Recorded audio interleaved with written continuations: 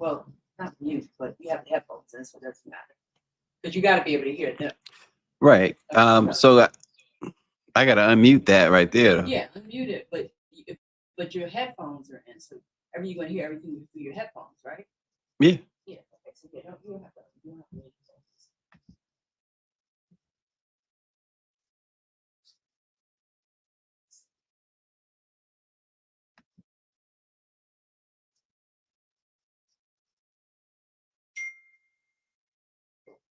Let me send this thing. So,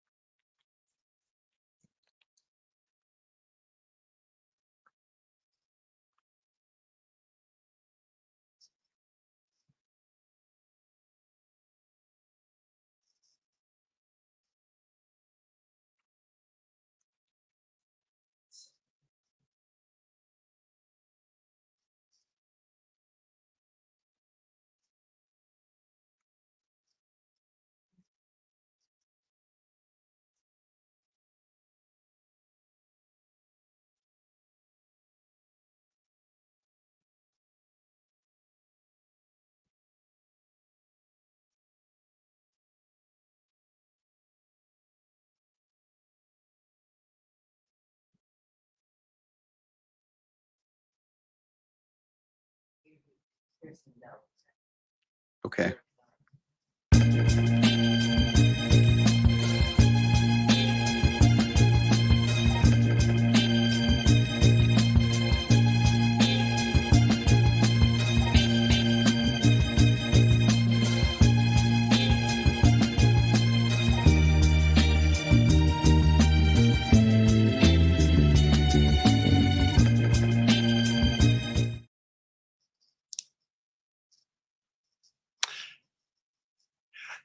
Welcome to Let It Be Known.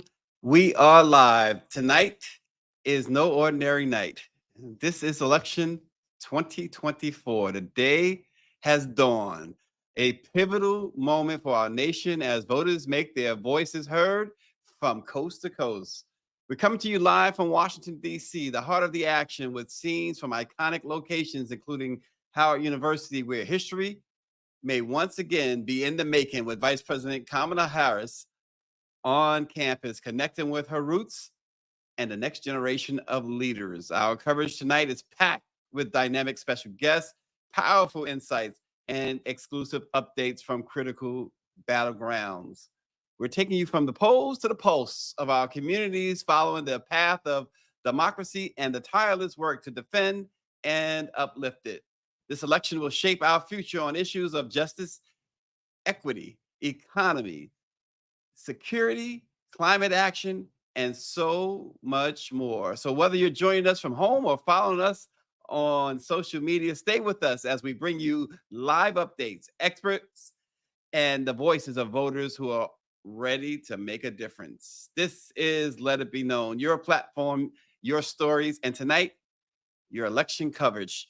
And joining us now, Mandela Barnes, the former Wisconsin Lieutenant Governor. Mr. Mandela Barnes, welcome to Let It Be Known. Hey, thank you so much. How's it going today? It's going. It's good for you. Good of you to join us, I should say. for sure. I'm really excited to be here. You caught me at a moment where like the office is not as bustling as it was a couple hours ago. But I'm here in the Power to the Polls, Wisconsin office, where we are scaling up the largest operation of its kind. Committed to engage in Black voters, and not just election day, and not just the final stage of the election, but we're doing year-round organizing, right? Because people are real tired of being taken advantage of, feeling like folks only show up every 2 or 4 years. So we're working to maintain a steady, ongoing presence in communities to build that trust. Yeah, and you said that a Harris victory could spark a new era of hope. What do you see as the core priority she should tackle immediately to unite a divided country and restore public trust in government? Yeah, well, let me start out by saying the reason why I said that. And I remember 16 years ago, actually 17 years ago, if we take it back to 2007, or we can go even back further, 20 years ago, when Barack Obama gave his DNC speech in 2004. But more specifically, his ascendant candidacy to the office of President of the United States of America certainly instilled something in me. I was a mass comms major, broadcast journalism, and I had every intention of going into the field that you are presently in professionally. And I said, well, this seems very interesting, right? Like this is something I had not had a chance to witness before, had not had a chance to experience. And it wasn't just that he was a black candidate, he was just better than everybody else, and I wanted to be a part of it in some sort of way. And that's when I got into organizing, electoral organizing. And after college in 2008, I went and I was a field organizer, and I was inspired. And if it were not for Barack Obama's candidacy or his presidency, I may have never even sought public office. So I'm really looking at this moment as one that is totally analogous to the situation we were in 16 years ago. One, there are so many people who have become inspired by Kamala Harris' presidency. But also, I think that the issues facing this country, she is certainly ready for. And there could not be a better juxtaposition when it comes to candidates who are running for the office of president right now between Kamala Harris and Donald Trump. We've experienced 4 years under him. We've had 4 years where she has served as vice president. And the administration has made significant gains, especially as it relates to Black youth. There's still so much more work to be done.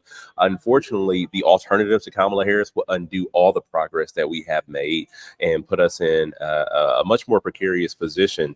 And so I'm counting on Kamala Harris, and especially with her opportunity agenda that she has been pushing to put more money in the pockets of Black folks, to provide more opportunities for home ownership, for starting a small business, to expand healthcare, you name it. This is where we are in the country. The things that people have been looking for, people have been crying out for, the things people have been frustrated and upset by. Kamala Harris has taken the time to listen and is ready to deliver on those. Yeah, and you're obviously in one of those key battleground states. We know Wisconsin is so important. What are you seeing so far? Yeah, so we have seen incredible voter participation so far. We've had historic early vote totals across the state, and the in-person election day numbers are high. Like I tell people to vote early if you can, because it just makes things that much easier. You never know the circumstances, situations, and it also gives you an opportunity to take a moment to get other people to the polls and encourage other folks to vote. But I'm one of those election day people, just because I have just strong relationships with my with the poll workers, and I need to just go talk to them, during elections, because they've had it rough. Right. Especially with a person like Donald Trump, who has, threatened the lives of poll workers, and people like Rudy Giuliani, who's now having to give up his home because of his threats to election workers.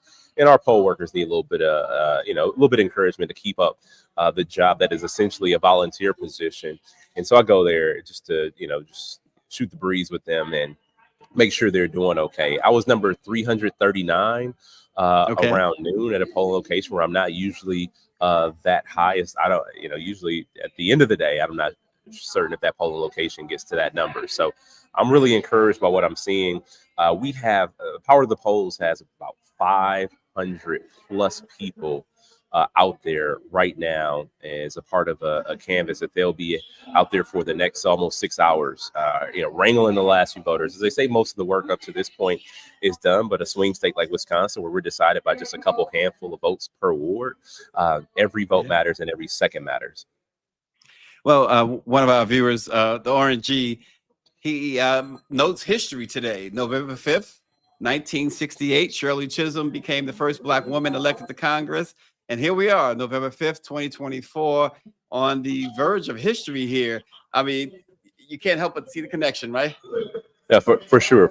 And these things don't happen on, by chance.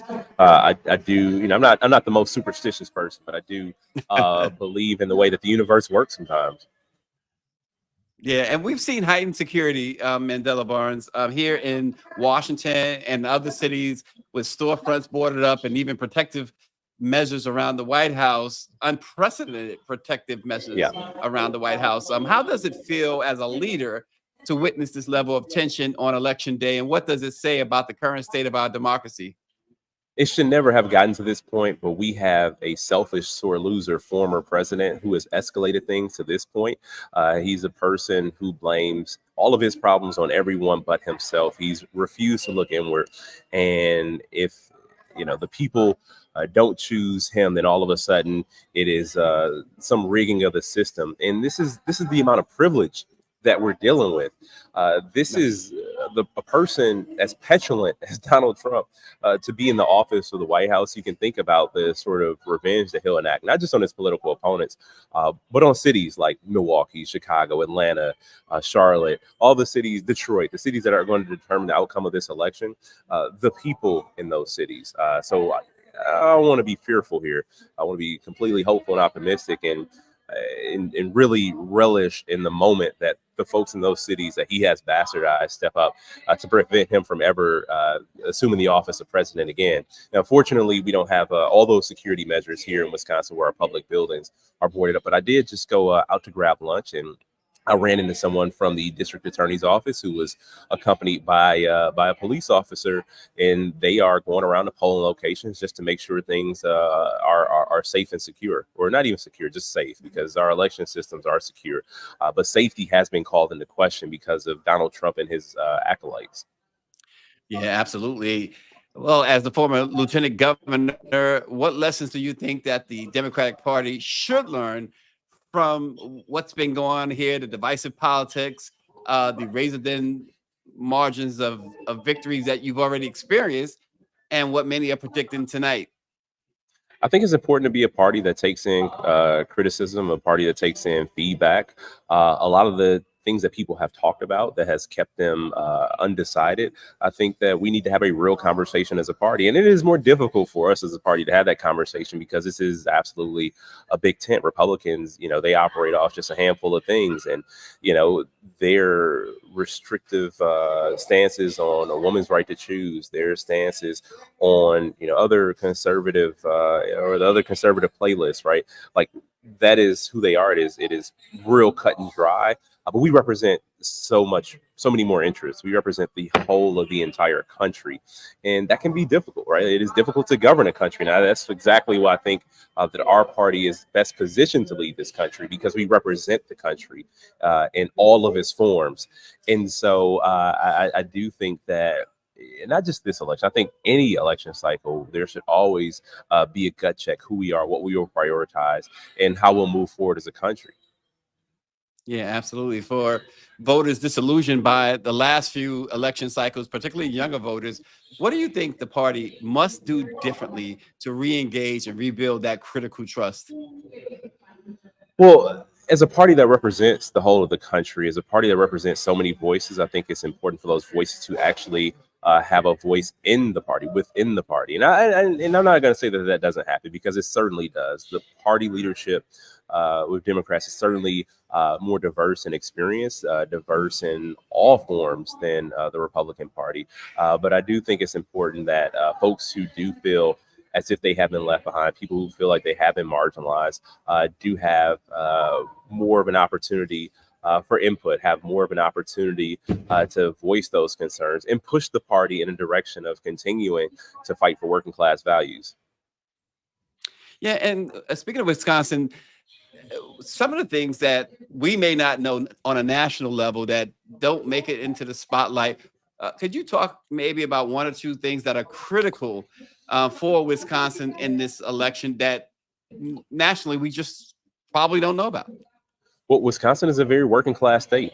Wisconsin is a state that has challenges that embody the whole. And when I say that, as I traveled the state when I was running for lieutenant governor, as I traveled the state during my race for the United States Senate last year, it is always more apparent with almost every stop that we put these issues in a box and we say, this is a black issue, this is a white issue, this is a Latino issue, X, Y, Z. But the reality is people want the same things. People deserve the same things. People have been denied the same things, whether it's a good school to send their children to, whether it's a good job that puts food on the table, whether it's being able to go to a doctor, not worrying about a surprise bill, whether it's being able to feel safe and secure in your home, or even just being able to afford a home. Yeah, the RNG says that Door County in Wisconsin is receiving a lot of national attention from George W. Bush twice to Barack Obama twice to Donald Trump and then to Joe Biden. They pick winners of national elections. What do you see going on there right now? This is very true. So and it's funny too. 2 years ago, I narrowly lost Door County, just a handful of votes. The governor narrowly won Door County, just a handful of votes, and he was successful in his reelection. I did not go to the United States Senate, so Door County does, in fact, pick a lot of winners and losers, not just in the state, but also has a chance to pick the president, as they typically have done. Wow, that's a lot riding on Door County. Yep. And before we let you go, again, we appreciate your time, Mandela Barnes, Of course, the former thank you. lieutenant governor. But how will a Harris presidency impact conversations around diversity and representation and leadership, especially considering the historic significance of her candidacy? Well, I'm glad you brought that up because, the former president has, tried to make hay as much as he possibly can. He's tried to make this completely disingenuous appeal to black men. I always question how many black men have been in leadership positions, either in his administration or in the Trump organization. The answer is very few, if any, at all.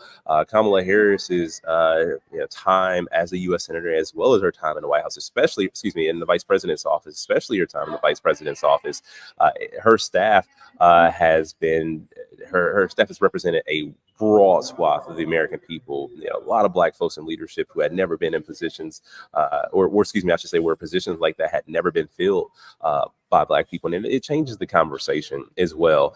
It is a very new era for this country if Kamala Harris is to be elected. There was there's a radio program I was on here in Milwaukee, and they played clips from the Madison Square Garden rally, and someone, one of those wild, just completely insane speakers talked about her said that she was the least qualified person to ever seek the office of president. And the radio host was like, "Don't you just think that is a ridiculous thing to say?" I said, "Well, maybe the guy's right. She is the least male and she's the least white person to ever seek the office of president. So by that standard, by that metric, yeah, sure, she's unqualified then."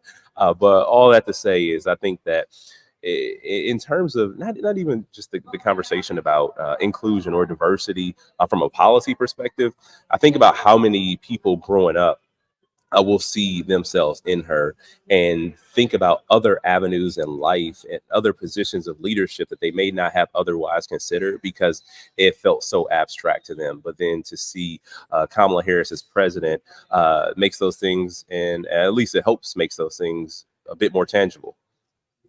Well, Mandela Barnes, the former lieutenant governor of Wisconsin, we really appreciate you taking the time out today. And we'll be out, like everybody else, watching what happens in Wisconsin. Thanks for joining us. Of course. Thank you for having me. Absolutely. Mandela Barnes. Folks, continuing our coverage all day long, the 2024 election coming up shortly. Dominic Whitehead from the NAACP should be joining us shortly. But in the meantime, in and around Washington, D.C., again, as we talked about this morning on Let It Be Known, we see all the security measures in place. In fact, within the last hour, I was over by the White House Black Lives Matter Plaza. There are so many Secret Service agents. You normally don't see them walking the street like that, but they are, along with MPD and other law enforcement. So it is heavily police presence. How about that? And so this is the state of American elections. We've talked to people about it. We've talked to folks, even from the Netherlands today, who feel like they have a vested interest in what's going on. Someone from Great Britain we spoke to as well, a couple, in fact. And we also talked to white women about their support for the vice president, which is a really, really big thing today. We have Win with Black Women. We have all of these other groups. And one group that seems to always stick to their pattern is white women. This year may be different. And we're starting to recognize that they too want certain things that they're just not going to get from MAGA Republicans. And so we will continue our coverage. Again, we're expecting Dominic Whitehead from the NAACP momentarily. And we have others. RNG, we also have later, just for you, the Red Bone. She should be joining us later in the broadcast as well. So go ahead and do your barbecue, whatever you sit down, grab a beer, and enjoy the coverage. Also, don't forget tonight, there's Black media, Black-owned media is covering this election. Obviously, we'll be tuning in with Roland Martin later tonight, but also on WIN TV, the Washington Informer's network, their Let's Talk is what it's called.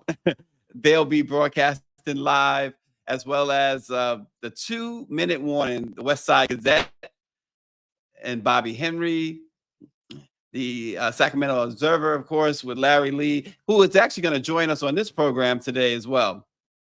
But he too will be live streaming today's activity. So lots to offer you from Black-owned media. Folks, you don't have to go to CNN. You don't have to go to Fox. You don't have to go to the other networks.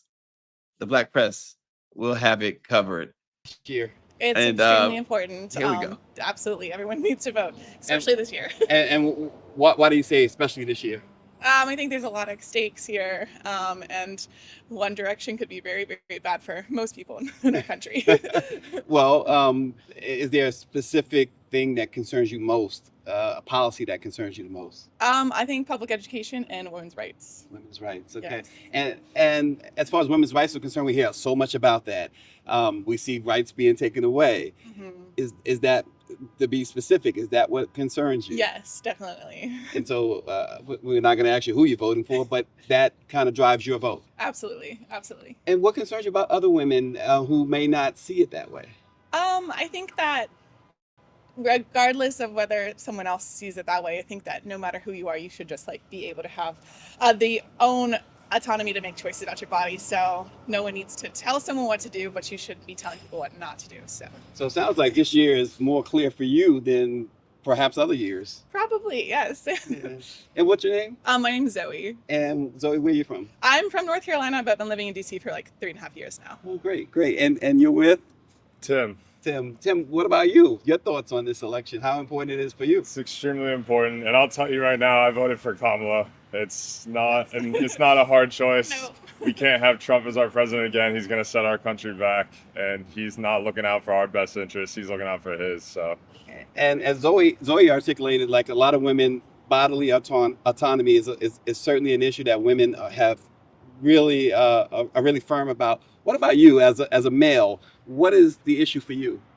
I mean, obviously that as well. Just because I'm not a female doesn't mean I don't care about that. But I mean, for me, it's more just about Trump. We can't have him in office, and he's only looking out for his best interests, like I said, and he's gonna be doing things to just help his own pockets, like his crypto schemes and all that stupid stuff, man. So it's just more about we need someone that knows what they're doing and is actually a professional. Yeah, well, we really appreciate you guys stopping. It's lunchtime. Have fun. Thank you. All right.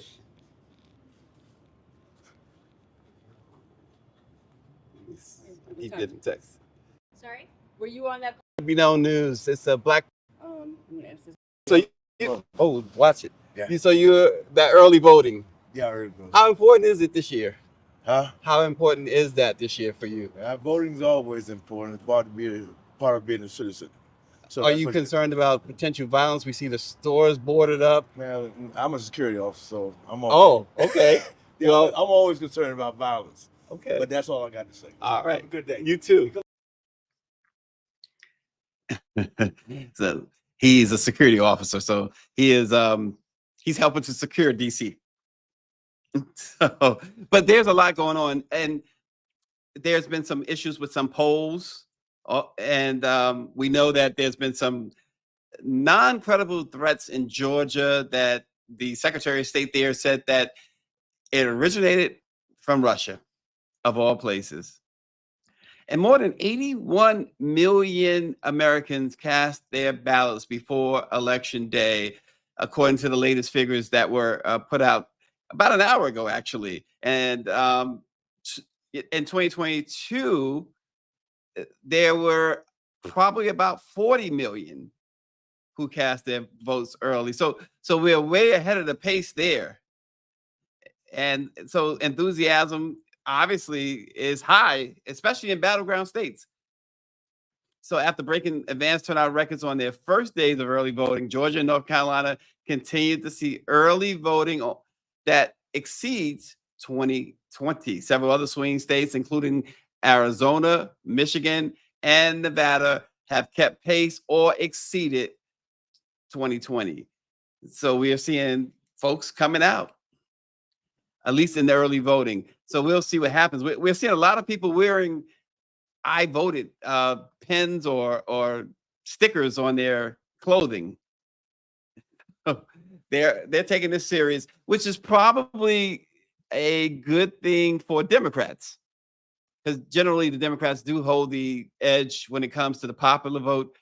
But this seems to be a pretty overwhelming number, which is This is could a only tight election. favor Anybody telling the you it's vice going to be a president. blowout one way or the other has some secret magic ball the rest of us don't know about.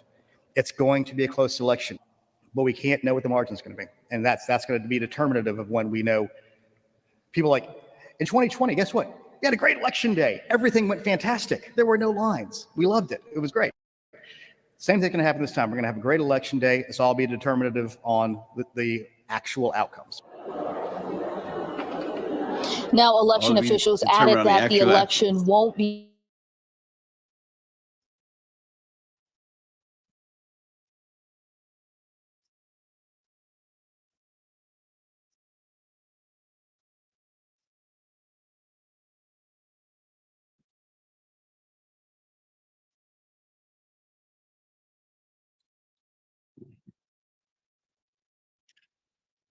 Okay, so I was looking for sound there. I'm sorry about that. Again, the historic election 2024, Howard University is jam-packed as we speak. We know that the lines to get in there are extensive. Trying to get into that area there is such a hassle, but there are some who will be broadcasting live from there, and others that will be getting feeds from Howard University. We will be crisscrossing the city as we have been today, trying to bring you the very latest and as much information as possible. And again, around the country today, there will be Black-owned media bringing you information. So tune in. When TV, network, tune in, folks. Evening, as well as the 2-minute warning with the West Side Gazette in Fort Lauderdale, Florida, and Sacramento. That's what I'm trying. Sacramento, California. Larry Lee doing his thing there, and here, of course, let it be known we'll be going for all afternoon, as we expect. Again, a representative from the NAACP to join us shortly. We're going to talk about their GOTV and the projects they've had.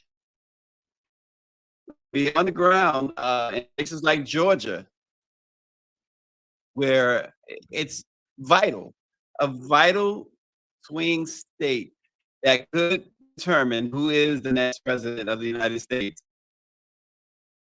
We also have conversations with strategists, hitting their perspective on pre and post-election planning. And there's a lot of planning still to be done, as we don't know when this race is finally called. For states where we'll see the polls close in a few hours. And of course, okay, so there, just getting some details here. But we'll bring you some of those poll closures and A couple of them will be in swing states. So obviously, we won't know the counts for at least a few hours in some of these places, and in other cases may not be for days. But the thing to watch too is Vice President Harris at Howard University, and see the statements that might come out of there. Obviously, the former president who has already said he's going to come to victory one way or the other. So concerned about the election being stolen, concerned about folks from the MAGA side sabotaging, and of course, we know there's a slate of officers that are in position to do the same thing that they did, try to do in 2020. There's a lot of reasons to be nervous on both sides. So we will see what that brings tonight. But again, we have a guest that we have lined up to bring you information that perhaps you're not going to get anywhere else. And of course, we have some of our own, Larry Lee.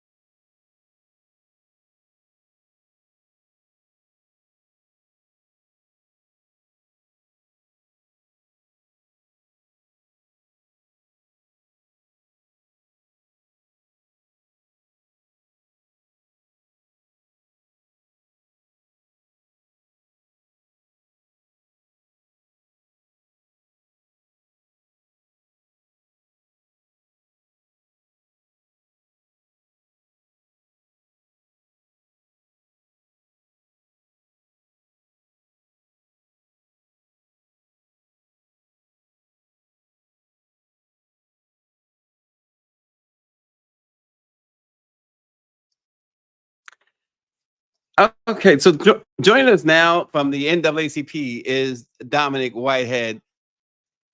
Dominic, welcome to Let It Be Known. Hey, can you hear me? Yes, we can hear you. It's good to have you. We know that the NAACP has been doing a lot of get out the vote efforts. They have been mobilizing communities across critical battleground states, among other places. Can you tell us where what you're hearing from Black voters on the ground and how they are responding to the freedom is at stake message? Yeah, we are focusing in and across about 12 key battleground states this election cycle. But what we are hearing on the ground in real time, the Black voters are actually excited this election cycle, right? And excited about voting, but most importantly, I'm excited about this message around freedom because Black voters do know what is at stake when it comes to democracy. But Black voters are also, in my opinion, one of the most educated voting blocs, if you will. And so they're looking at the differences between both candidates. And getting the understanding and knowing the understanding between both candidates, and know one candidate clearly stands for one set of policies and another candidate stands for a better set of policies that can not only better this country, but the lives of Black Americans as well. Yeah, and with such a massive mobilization effort in place and that have been in place, what have been some of the most significant challenges that you guys have faced in putting this together, trying to get these this information to voters and critically engaging Black voters, especially in states where voting barriers are high? I think some of the difficulties we've seen this election cycle, and we've been seeing it the last few election cycles, has truly been a lot of mis and disinformation, right? So information being targeted specifically to our community, particularly on the disinformation side, particularly to Black men and younger Black men. And so those are some of the challenges we have been continuing to fight through and really push through the noise around that by really telling the facts of what is at stake in terms of a policy piece and in terms of what are the needs and the needs for Black voters. And so to that, we invested well over $1.5 million in our messaging research this election cycle. And the reason that we did that, we wanted to make sure we understood where Black voters stood and where they were on the issues, but also make sure we had a temperature check throughout the election cycle of how Black voters were moving on how they were voting and who they would be voting for as well.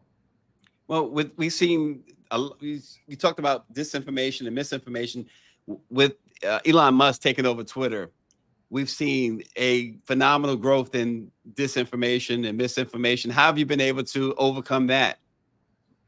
Being a trusted messenger, right? NAACP is the most trusted messenger in the Black community when it comes to all things voting, democracy, voting rights, and just key issues around that. So being able to get ahead of that, being able to inoculate the voters that we're engaging, being in different spaces and on different platforms. We expanded our digital program this year. We expanded our Black radio program, both streaming and traditional radio. We're reaching out to voters via text, via phones, and on the doors, and having those conversations and pushing back on that. But most importantly, having a very coordinated election protection effort this election cycle that's happening now in real time across several states, where we are coordinating and leading the efforts as NAACP with many of our partners.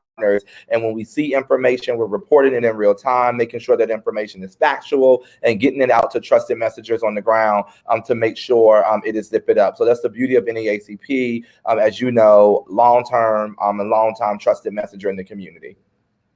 Yeah, you mentioned about Black men. We know that there's been a lot of talk about Black men all summer long, particularly after the vice president got into the race.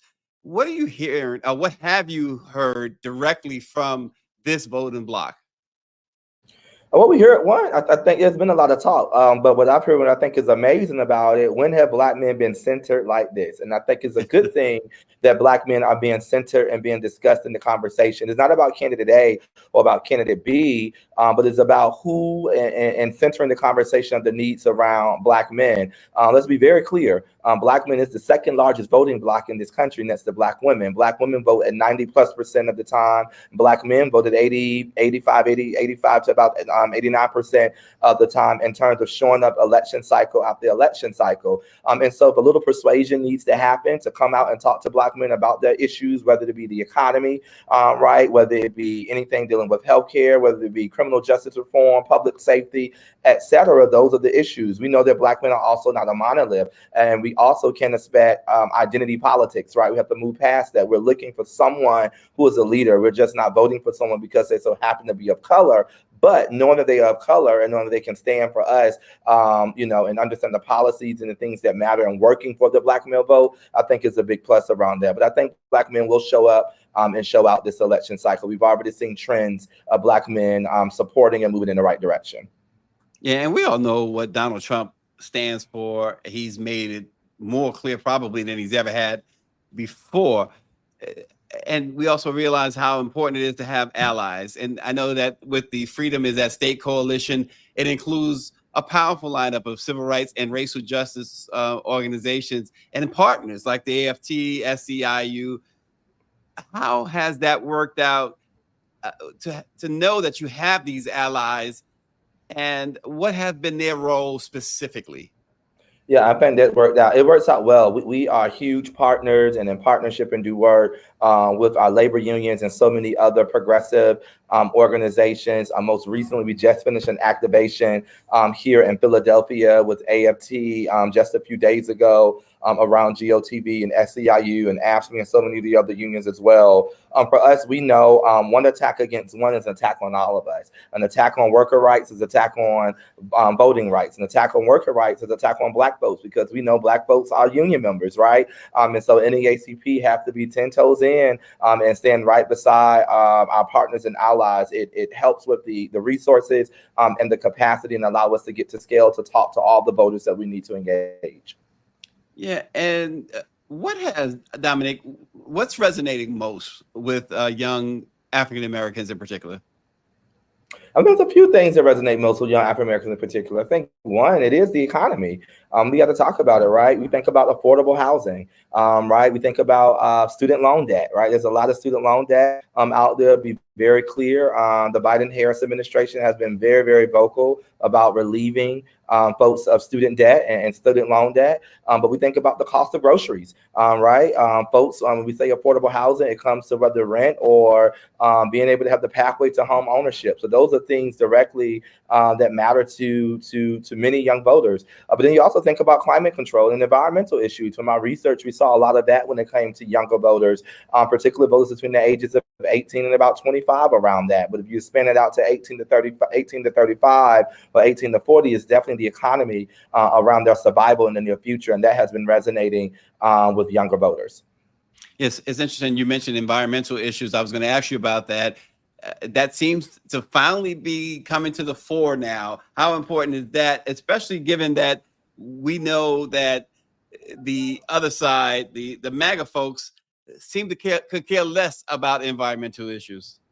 Yeah, man. It was yesterday. It was 68 degrees, and I'm here in Philadelphia at the top of November. We know climate change and global warming is a real thing. I think it's a good thing that, you know, again, I started the segment off that Black folks, particularly Black men, but Black people, we are not a monolith, right? We all don't just care about the same 2 or 3 issues. We do care about the environment. We do care about what the world would look like 10, 15, 20 years from now for our children, right? And so I think it is good to see this now rooted in research, and that research among Black voters and Black people are starting to be over-indexed and not underpolled around the issues that matter. And so we're starting to see some of those things that we know in our community we've always cared about. But now I think the world is understanding that we can organize and build around that in a different way. Yeah, we also know that reproductive justice has been something at the core of the NAACP's push, particularly in these last few years since Roe v. Wade. Talk about that a little bit, and what has that been among the things that have galvanized Black voters? Yes, that's been a big piece. That is one of the second piece when we've done a lot of our most recent research with HIT strategies and heart research overall. But we do know that reproductive rights is a big piece, not just for Black women. They're over-indexed for Black men as well. Black men care about their moms, their sisters, their aunties, and the list goes on. But I think the other piece, and I use Ohio as an example from the 2023 election cycle last November, a ballot measure there where Black men overperform all demographics on supporting reproductive rights as a constitutional amendment, right? And we're seeing that today as well as a top issue among Black voters in general, because we know an attack on reproductive rights, in one area is an attack on voting rights. It's an attack on any of the rights. We saw affirmative action earlier this summer, right? And the list just goes on and on around the attacks that can happen. And so being in solidarity with women, knowing that Black women are more likely to have complications in childbirth than any other demographic, I think Black men and Black people are making sure that we take reproductive rights seriously this election cycle. Yeah, and when it comes to mobilization, no other organization perhaps ever has had the success of the NAACP in motivating and mobilizing folks to get out.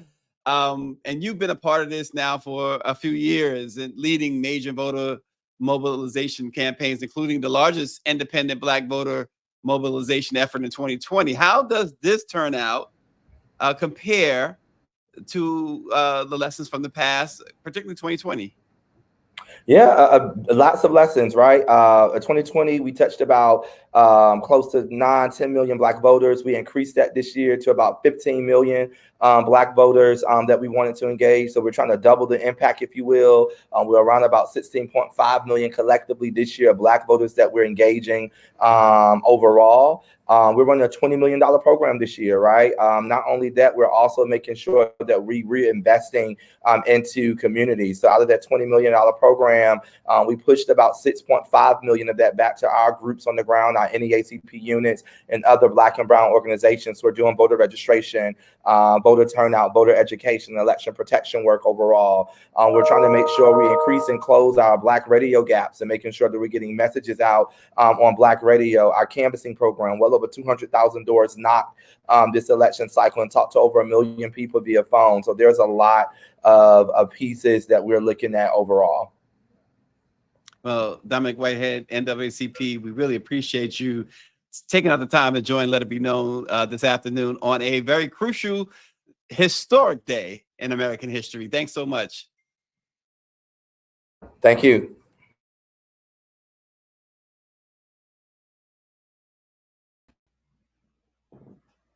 Pooper. Austin, there he is.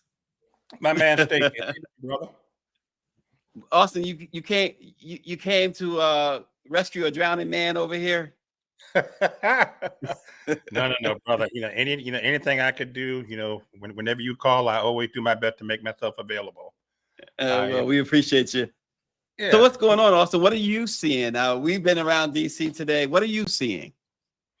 I've not. I voted in Maryland this morning.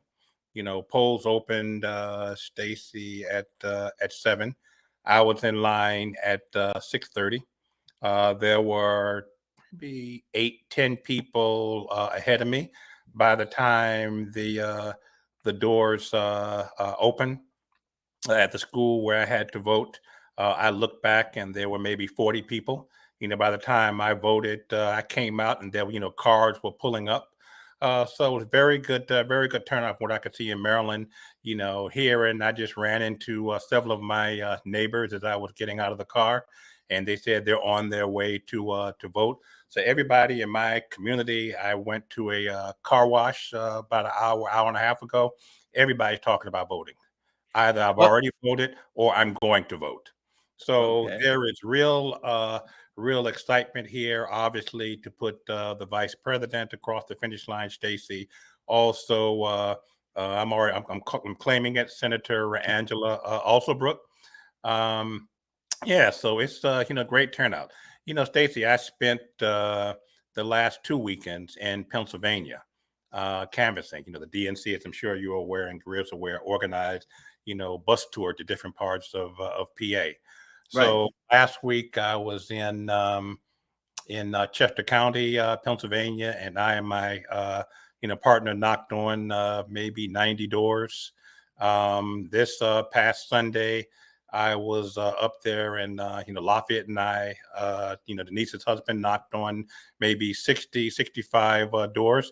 Many people were not there, but everybody that we spoke to, Stacy, in Pennsylvania, had either voted, was going to vote, and are very, very cautiously optimistic, very prayerful that we're going to carry Pennsylvania. Nobody was comfortable. Nobody said we got this in the bag. Everybody was just like, we got to do this. You're hoping and praying. I'm encouraging everybody in my family, friends, to get out and vote. But here's one thing that I found especially interesting on both of my trips.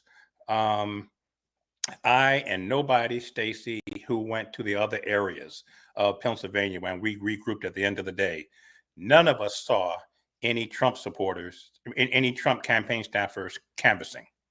Right. And to me, that was very encouraging because they don't appear to have a serious, didn't appear to have a serious ground game, which is, critical, I think, to any successful campaign. You did see Trump signs, bumper stickers, even a couple of Trump flags. But in terms of, walking up down the street like we were, not one. Yeah. And Austin's been doing a lot of texting day and night. But one of the things that you recently, within a few moments ago, texted this, and wondered if you had any more information on this. Got a text from you saying that the U.S. Capitol Police officers just arrested a man who was stopped during a screening process at the Capitol Visitor Center. The man smelled like fuel, had a torch, and a flare gun. The Visitors Bureau or Visitor Center is closed for tours for the day while this is under investigation. What do you know about this, Austin? That was sent to me by a former college classmate of mine who's used to be a part of the Secret Service. So he sent that to me. I just glanced at it before I came on the air with you and wanted to share. But Stacy, a couple of days ago, I believe in Georgia, a Trump supporter walked up to a 77-year-old white woman in line to vote and punched her in the stomach. So I mean, How old?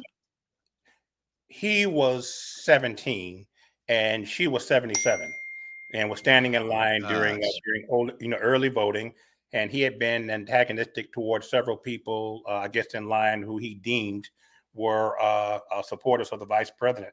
But this was a white lady. He just walked up to her, no provocation, obviously, by her, and just punched her as hard as he could in the stomach, and then ran off. And someone caught him and held him until the police detained him. Wow, that is horrible. Quentin James is going to be joining us now, Austin. So hang tight. Join the conversation, actually, Austin. Quentin James, welcome to Let It Be Known. Hey guys, how you doing? Doing great. Now, Quentin, you're outside. Where exactly are you? Sorry, I'm in Washington, D.C. I came outside. We have what we call a war room, right? I lost Quentin's. Can you guys hear me? Sorry. There you go. There we go. I am outside here in Washington, D.C., right outside of our war room. Again, we're getting ready for the results tonight, tracking what's happening around the country. And I can tell you there's been a tremendous response around the country to this election.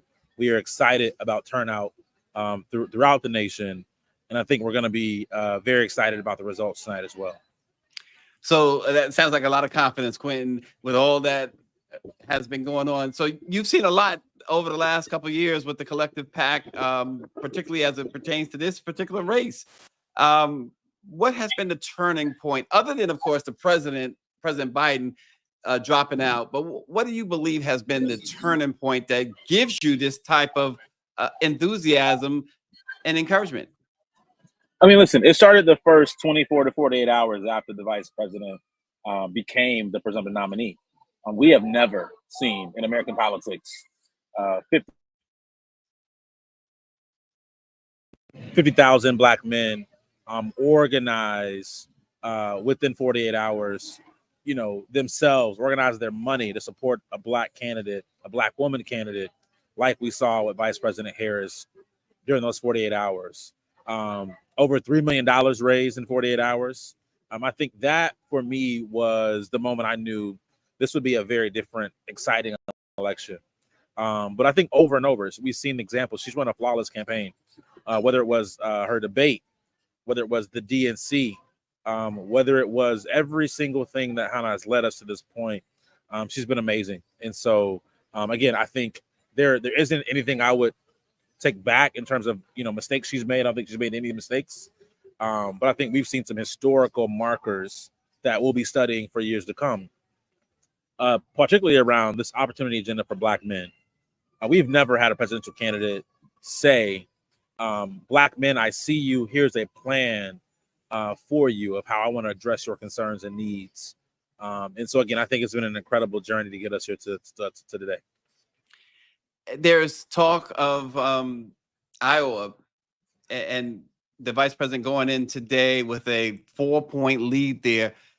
How big is that, Quentin, when you do the pollings, or you hear the pollings and hear Iowa? What is that telling you about America and how this thing may go tonight?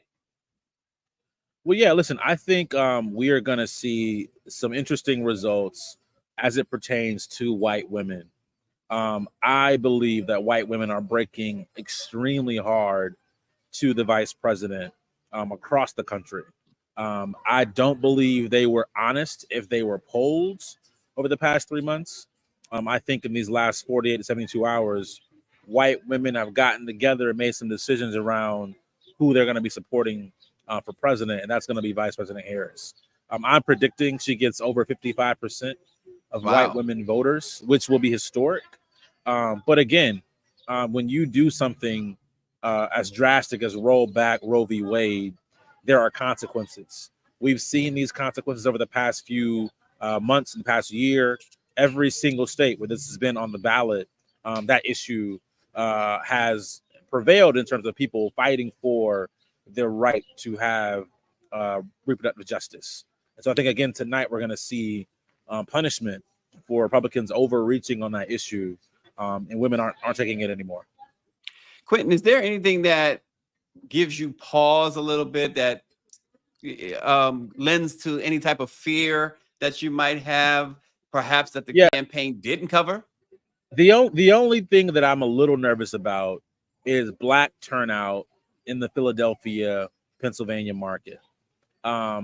We still have time for folks to go vote. If you're in Philadelphia, if you're watching this, or in Pennsylvania at all, get to the polls. That's the one area where I think we could have done more. Obviously, we only had 100 days really to kind of, do this work, but that's the one place where I wish we had a couple more weeks to really deeply engage there and get in front of voters to make sure that we could kind of guarantee that turnout. But that's the one place I'm a little nervous as we head into the election results tonight. Yeah, obviously, swing state. Under that, guys, can you talk about other swing states, perhaps Georgia, North Carolina? Yeah, what's going on there? How do you feel? I feel really good about the southern states, Georgia, North Carolina. Don't forget about Florida as well. Is that realistic? I think it might be closer than what we think. And here's why. In North Carolina and in Georgia, before today, over 50% of the registered black women voters had already cast their vote. Over half of them had already voted early. Those are historic numbers, because typically we see somewhere between 65 to 70% of black women showing up to vote in presidential elections. I think tonight we're going to look and we're going to possibly see that number approach 80, maybe even 85% of registered black women showing up to vote in those states. And if that is the case, and we see this kind of crossover voting of white women and Republicans, there might be some surprises tonight. And so, again, I'm not being too bullish about that, but I am just looking at the early vote numbers and saying that we've seen a higher turnout in early vote of black women than we've ever seen before.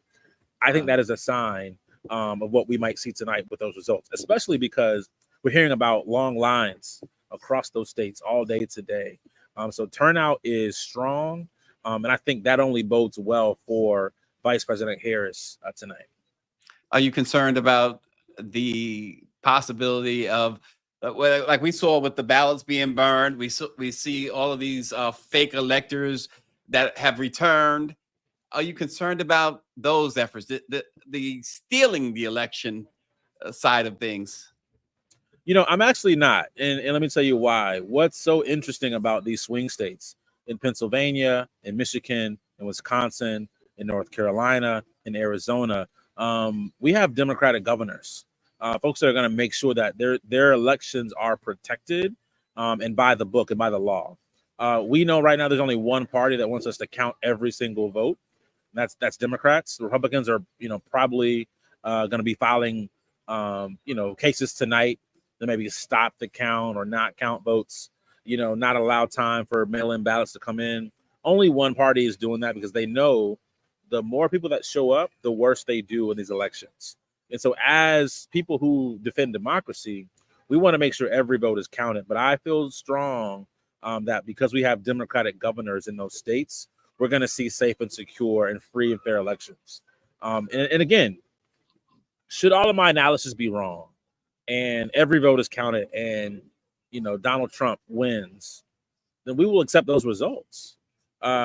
But based on everything I'm seeing, I don't think that'll be the case tonight. And what about the other races that tend to get overlooked when there's a presidential race, but the House is important, the Senate is important? What are you seeing in those two situations? Yes, listen, you heard it first. Hakeem Jeffries will become the first Black Speaker of the House, either tonight or the next 48 hours. We will know. That is locked in. I am nervous about the Senate. We have 3 high-profile Black candidates running for the U.S. Senate. Angela Alsobrooks in Maryland, Colin Allred in Texas, and obviously it'll be called probably at 8 p.m. tonight, the senator-elect from Delaware, Lisa Blunt Rochester. So we will have a Black woman in the Senate tonight, another Black woman, maybe 2. Hopefully we can pull this through in Maryland. And also, again, don't sleep on Texas. The race has been tight there this entire season. I think, again, we're seeing historic turnout. We've seen numbers, 35-40% of registered Black voters have already voted in Texas before today. So these are major numbers going into Election Day. And so I feel really good about all these races and all these opportunities for us to build Black political power. Wow. So Quentin James says you heard it first. Hakeem Jeffries will be the Speaker of the House. Wow. The first Black Speaker of the House. And we got to celebrate that, right? This is a major moment in terms of policy impacts. The president, the White House is important, but having that leader in the House to drive policy will be really important as well. Quentin James, the president of the Collective PAC, the founder and president of the Collective PAC. We really appreciate you joining Let It Be Known. Thanks so much. Thank you for having me. Absolutely. Wow. So some heavy predictions there. And he's backing it up with numbers. And so here we are. We will see what happens there. And I know that a lot of people are hoping that Quentin is correct, including perhaps journalist Jeff Johnson. Jeff, thanks for joining Let It Be Known. Absolutely. How are you? Doing good. So, Jeff, you've been a strong voice on issues of race, politics, culture. What's your sense of the mood in the country today as people head to the polls? And how do you think this election reflects broader cultural and social economic issues? Yeah, I think that the country is sober. I mean, I think you probably remember what it was like in 2012, where it was Obama's second run. Folks weren't totally excited. Everything in the country was not great, but they recognized the need to turn out. They recognized how important their vote was. And I think we're seeing something similar. I think there are those that are excited about Vice President Harris's run, but I think that there are those that still don't like how much things cost, that they're concerned with inflation, that they don't like what's happening in Gaza, that they would like to see Palestinians better supported. I think that there are a ton of issues that Black folks in particular on a spectrum, right, think that, listen, I'm gonna ride with Kamala, but me and the Democrats got some conversation we got to have when this thing is over. So I think that there's a sober reality that is mixed between an excitement around Kamala being something different, but also recognizing that maybe there's some things that we didn't do with President Obama that we need to do with President Harris. And that's what I'm feeling. Yeah. That sounds, though, the way you put it, it does sound pretty positive for her and the Democrats, though, still.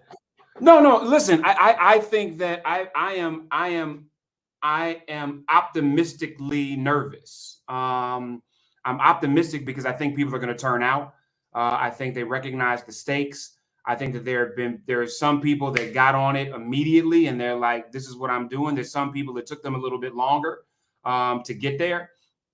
But I am encouraged by not only the early vote numbers that I'm seeing, but the number of people that I think we're seeing at the polls today. And I'm also encouraged by Republican electeds that are saying on my watch is not going to be no shenanigans. I think that there is a sense of commitment to the Constitution. We'll see. We still got a number of hours to see how that's going to play out. But to hear, And listen, I mean, it's the same thing we heard 4 years ago, right? We had a narrative coming from Trump and his folks about how there was fraud and how there were shenanigans taking place, and even the Republican secretaries of state then said, no, there's not.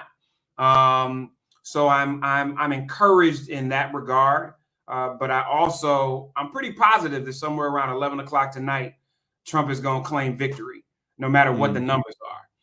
And so I think we've got to be really patient in the process.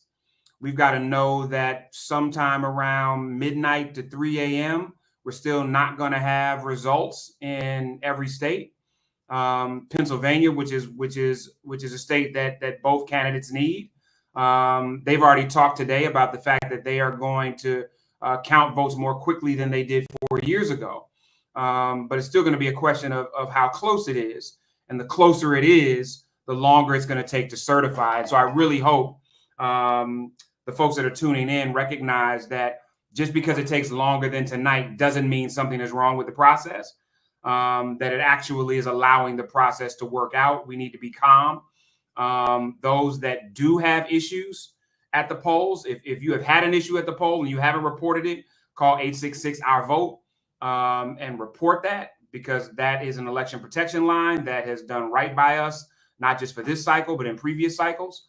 But I'm encouraging calm through this process. I think there will be attorneys in particular that let us know when they need to ring the bell for crisis. But patience is going to be key as we watch these states certify these votes tonight and tomorrow. Yeah, and being around DC today, talking to different people, we've also talked to people from like the Netherlands and Great Britain. You've had conversations, Jeff, with leaders worldwide and grassroots communities alike. How would you compare the U.S. political landscape to the global conversations on democracy and social justice? Well, listen, I mean, I think we realized, those that were paying attention saw that Great Britain and France had incredibly disruptive elections, where you saw conservative power bases get disrupted, and you saw liberals gain power that I don't think anybody would have anticipated prior to the election. I think we might see the same thing tonight, whether it's issues of abortion, whether it is the fact that you literally have, if he's not a fascist, he keeps wearing fascist clothes every day. And people, even conservatives and Republicans, are saying we want our party back from this nutbag. And so I think there may be similar trends of what we've seen in Western Europe over the course of this year, in a real statement by the electorate that we don't want right-wing fascism or extremism in our electoral process. But I don't think anybody would argue that despite the imperfections in our system, despite some of the challenges that many of us have with the Electoral College, we still have one of the most well-run elections of any election anywhere in the world. You have mentioned the word fascism. We know that Trump has certainly displayed that, among other things. So with that, and as you mentioned about other nations, why is this so close, or appears to be so close? Well, listen, we have an incredible divide in this country, and Trump has helped fuel that divide, if we're honest. I mean, you and I both know the stark realities between urban poor and rural poor are not that far. But the poor are constantly used as a political football and are manipulated by those that want to use them. And Trump has done that very clearly. When we think about King's assassination, King was assassinated because he was attempting to unite the poor. And he recognized that the urban poor, that were primarily people of color, and rural poor, both white and black, had been divided based on urbanism and ruralism in ways that just didn't make any sense, because they were all being abused. There's a real opportunity that we have in this country, hopefully, in getting Trump out of the way, to heal some wounds and to help people understand that they are far more aligned. I mean, if we're talking about Trump's 2017 tax cuts, that's a reason to get out to the polls and vote, because you're talking about extending tax cuts that are only about the super rich. It's not just about wealthy white people aren't benefiting from an extension of Trump's tax cuts. Only the ultra wealthy are benefiting from that. And when you've got somebody who's manipulating white and rural poor as if he's standing for them, but supporting policy that directly is in opposition of their interests, let alone ours, there's a healing process that I think over the next few years, a certain type of leader and set of leaders and organizations and institutions have a real opportunity to calm some of the insanity that Trump has helped create. From a pure observatory standpoint, observing what's been going on, are you confident that Democrats were able to exploit Trump for what he really is? I mean, he seemed to do a good job of that himself, but Democrats historically have not been able to capitalize. You know what I think Democrats did well is they finally helped tell Vice President Harris's story. Mm-hmm. Trump, you didn't need help for Trump to show who he is. Like he's signing up for that every day of the week to show you how unhinged he is, to show you how hateful he is, to show you how narcissistic he is. I didn't start using the word fascist until this event in Madison Square Garden. I'm a comms person, right? So I'm very careful about how I use words. But that shit was nuts. And excuse my language. I mean, it was insane on every imaginable level. And if we were afraid to call that fascism, then we don't know what fascism is. But what I've been encouraged by is you had a candidate who has had decades of experience, and the vast majority of people didn't know her story. It wasn't as if she was given leeway during the 2020 elections to tell her story. And by and large, she was quiet in the last 3.5 years about her story and her trajectory. So I think that it was a magnificent job in 90 days to begin to dispel myths about who she was as a prosecutor, about the issues that she cared about the work that she's done, and the fact, like, when was the last time you saw a Black person in politics, let alone a woman, that was this perfect fusion of gangster and joy? Like that is incredibly, as a Black man, you know how hard that is to do, brother. Like it is incredibly difficult to be a perfect fusion of gangster and joy. And I have been amazed by VP Harris's ability to be strong in the areas that she is competent in. And if we're going to be honest, she's one of the most credible presidential candidates in the history of electoral politics, not just in this race. Mm-hmm. You were a district attorney, you were attorney general, you were a senator, you were a vice president. What are we talking about? When we even begin to question qualification, you don't have to agree with everything she's done, but to question qualifications of a district attorney, an attorney general, a senator, and a vice president is nuts. And it speaks to what we've allowed certain narratives to do to our logic. And so I'm proud of her campaign's ability to tell her story.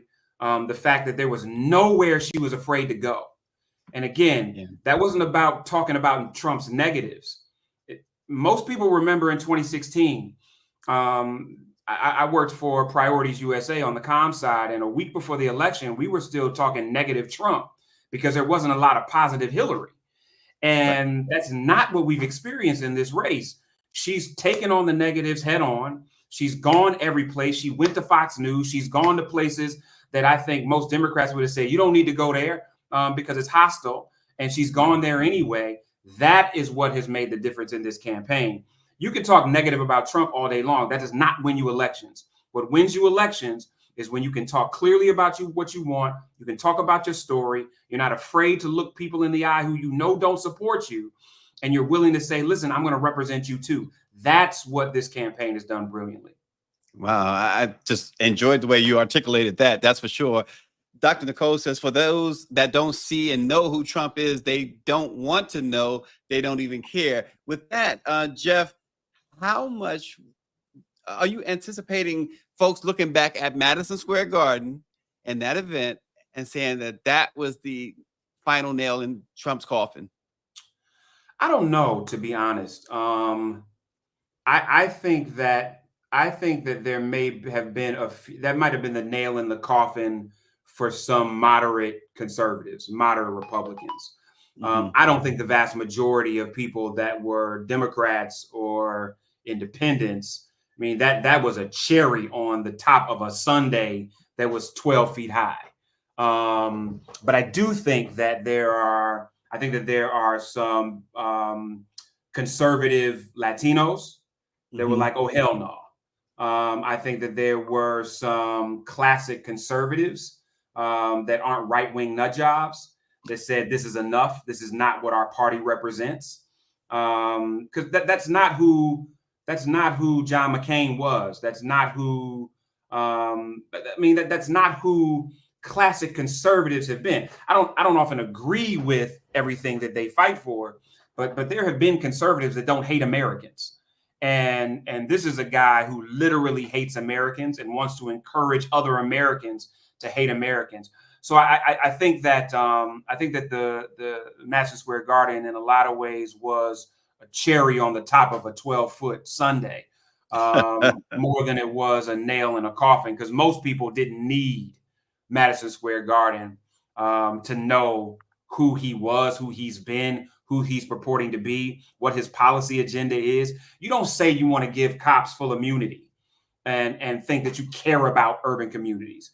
You don't say that you want to take away the right of a woman to choose what she does with her body and think you care about women. How can you have a daughter and say you want to take away the right of a woman to choose what she does with her body? That says everything people need to know about who you are. When you're talking about terrorists, as if people don't understand what that means. You're acting as if it's a nationalistic kind of thing to be proud of. Any entrepreneur who does product knows that tariffs are going to cost me more money because I'm going to pay the cost for those goods to be brought into the country and be taxed to that degree. So just everything he's done at every level, all you got to do is just peel back one layer and see he does not care about Americans. So no, brother, I think it was a cherry, not a nail. And just a couple more things before we let you go, Jeff. You mentioned about the conservative Latinos saying, hey, wait a minute. What about the Byron Donalds of the world, the Tim Scotts of the world, the Black conservatives? How do you explain them? Well, I mean, if we're going to be for real, if you are a Black man over the age of 45, you are probably conservative. That does not mean you are a right-wing nut job, right? So let's be clear about the complexities of what we're dealing with in our electorate. Black people, by and large, especially those over a certain age, have been church-raised social conservatives and even fiscal conservatives. Black people who worked in factories, who worked agriculture, who worked 9 to 5, that never were wealthy, but did right with their money, that owned their own homes, that took care of their kids, that sent their kids to college. These were fiscally conservative people. These are primarily Muslims or Christians who had conservative faith views about morality, about marriage, about relationship. So the fact that we are acting as if a shift in generational politics means that we as Black people have been traditionally liberal just isn't an accurate view of history or cultural reality. So I think that the Tim Scotts of the world have just been manipulated and decided, I'm going to sell my soul for political gain. But there is a vast number of brothers, Black men in particular, because Black men, I think in particular, are more insular when they think about their political views versus Black women who are much more communal. Black men have been conservatives. They just have not been right-wing nut jobs. And so I think we need to be real careful about delineating between average Black men over a certain age who have traditionally been conservative, and those like Tim Scott, who have allowed themselves to sell their soul to a party in the name of trying to get power in a place they're never going to be given power. Yeah, Jeff, last thing before we let you go, at the end of tonight, perhaps tomorrow, a couple of days from now, where do you see this? I'm a double down on Quentin's prediction, and say we're going to see Hakeem Jeffries be the Speaker of the House, leader of the House, and I believe, I've been on the ground in Charlotte and in Detroit and in Pittsburgh and in Philly. I think that the work that our sisters like Jotega and others have done with Black women, that my brother Quentin and others have done with Black men, that the faith community has done, like we have been working to ensure that people have accurate information. I believe that we're going to be able to pull this out. The question is, are we going to be able to ensure that that we hold accountable and that we use the government in the proper way to ensure that Trump is only able to create a small level of discord and confusion versus what we saw 4 years ago. Wow. Well, Jeffrey Johnson, journalist extraordinaire and a comms guy. We appreciate you so much, and we hope you come back and join us. Oh, listen, anytime you invite me, I am a fan. I appreciate the conversations that you have and the way that you have them. So anytime you want me, brother, I'm there. Well, we appreciate you. Thanks so much. Absolutely. Folks, again, we are wall to wall here in Washington. It is election night, and we will be here with several insiders, folks who are on the ground in some of the key battleground states. I know Austin is still in the background here. Okay, we lost Austin. Austin's probably hobnobbing with someone at this point, but we do expect some commentary out of Georgia, things more about Wisconsin, and Larry Lee from the Sacramento Observer is going to be joining us to talk about what's going on out in the Golden State. So just stay tuned with us, folks. We got so much going on today. We've been out in the streets. Again, what is astonishing me is seeing all of even the hotels have their windows boarded up and businesses having their storefronts boarded. The White House with a huge facade in front of it, anticipating some serious violence. And that is all incited by the twice impeached, the 34 times convicted former president, who really, he's running, folks, as you know, to stay out of jail. He is scheduled to be sentenced if he loses the election in 2 weeks. He's scheduled to be sentenced in New York on 34 felony counts. And in addition to that, trial will then be able to move forward in the election interference case in Washington. And of course, Fani Willis is chomping at the bit to proceed with her racketeering case against the former president. And he's well aware of all of this. And so the desperation has kicked in, and we've seen him unhinged like never before. As Dr. Nicole pointed out, even that J.D. Vance, his running mate, referring to the vice president as, quote, trash. They are desperate. That is signs of a desperate campaign. And we've never seen anything like it before. And nothing like it has been acceptable before. And so it stands to reason that to take a line from Donald Trump, that America finally says, Donald Trump, you're fired. And this is it. This will be it for his political career and perhaps his freedom, because I just can't imagine Joe Biden or Kamala Harris offering a pardon based on the divisive and reckless way he has torn this country apart. And speaking of the country and not tearing us apart, Larry works to bring people together. We will give him that much. 90 years of the Sacramento of the 90? No, 62. 62. 62. Well, you look older than what you are then. Hey, it's been a long day.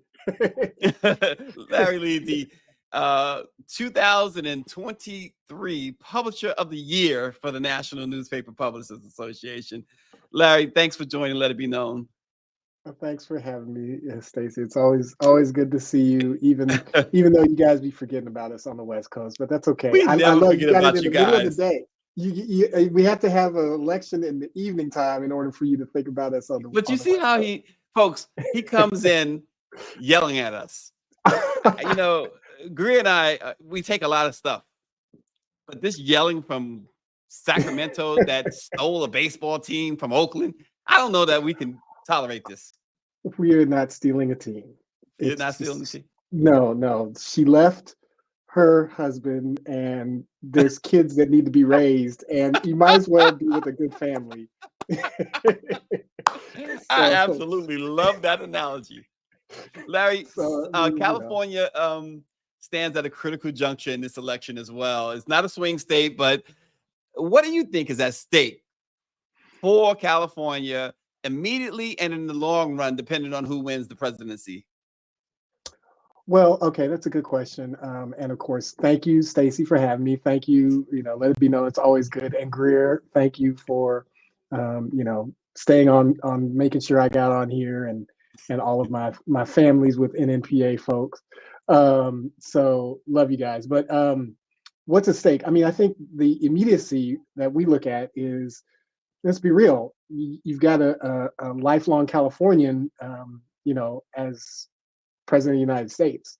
So I think, the connections that, Vice President Harris has with, the existing California, those in leadership already in California, and even those on the ground. There's been a lot of conversation among our family about the uncertainty of Kamala Harris's background. And I know personally, I've known her for 15 years, and she has never once was she Asian. And as far as I can ever remember, I mean, I know obviously that is her cultural background and the like, but she's always leaned into her African American experience, African American leaders, faith-based community-based organizations.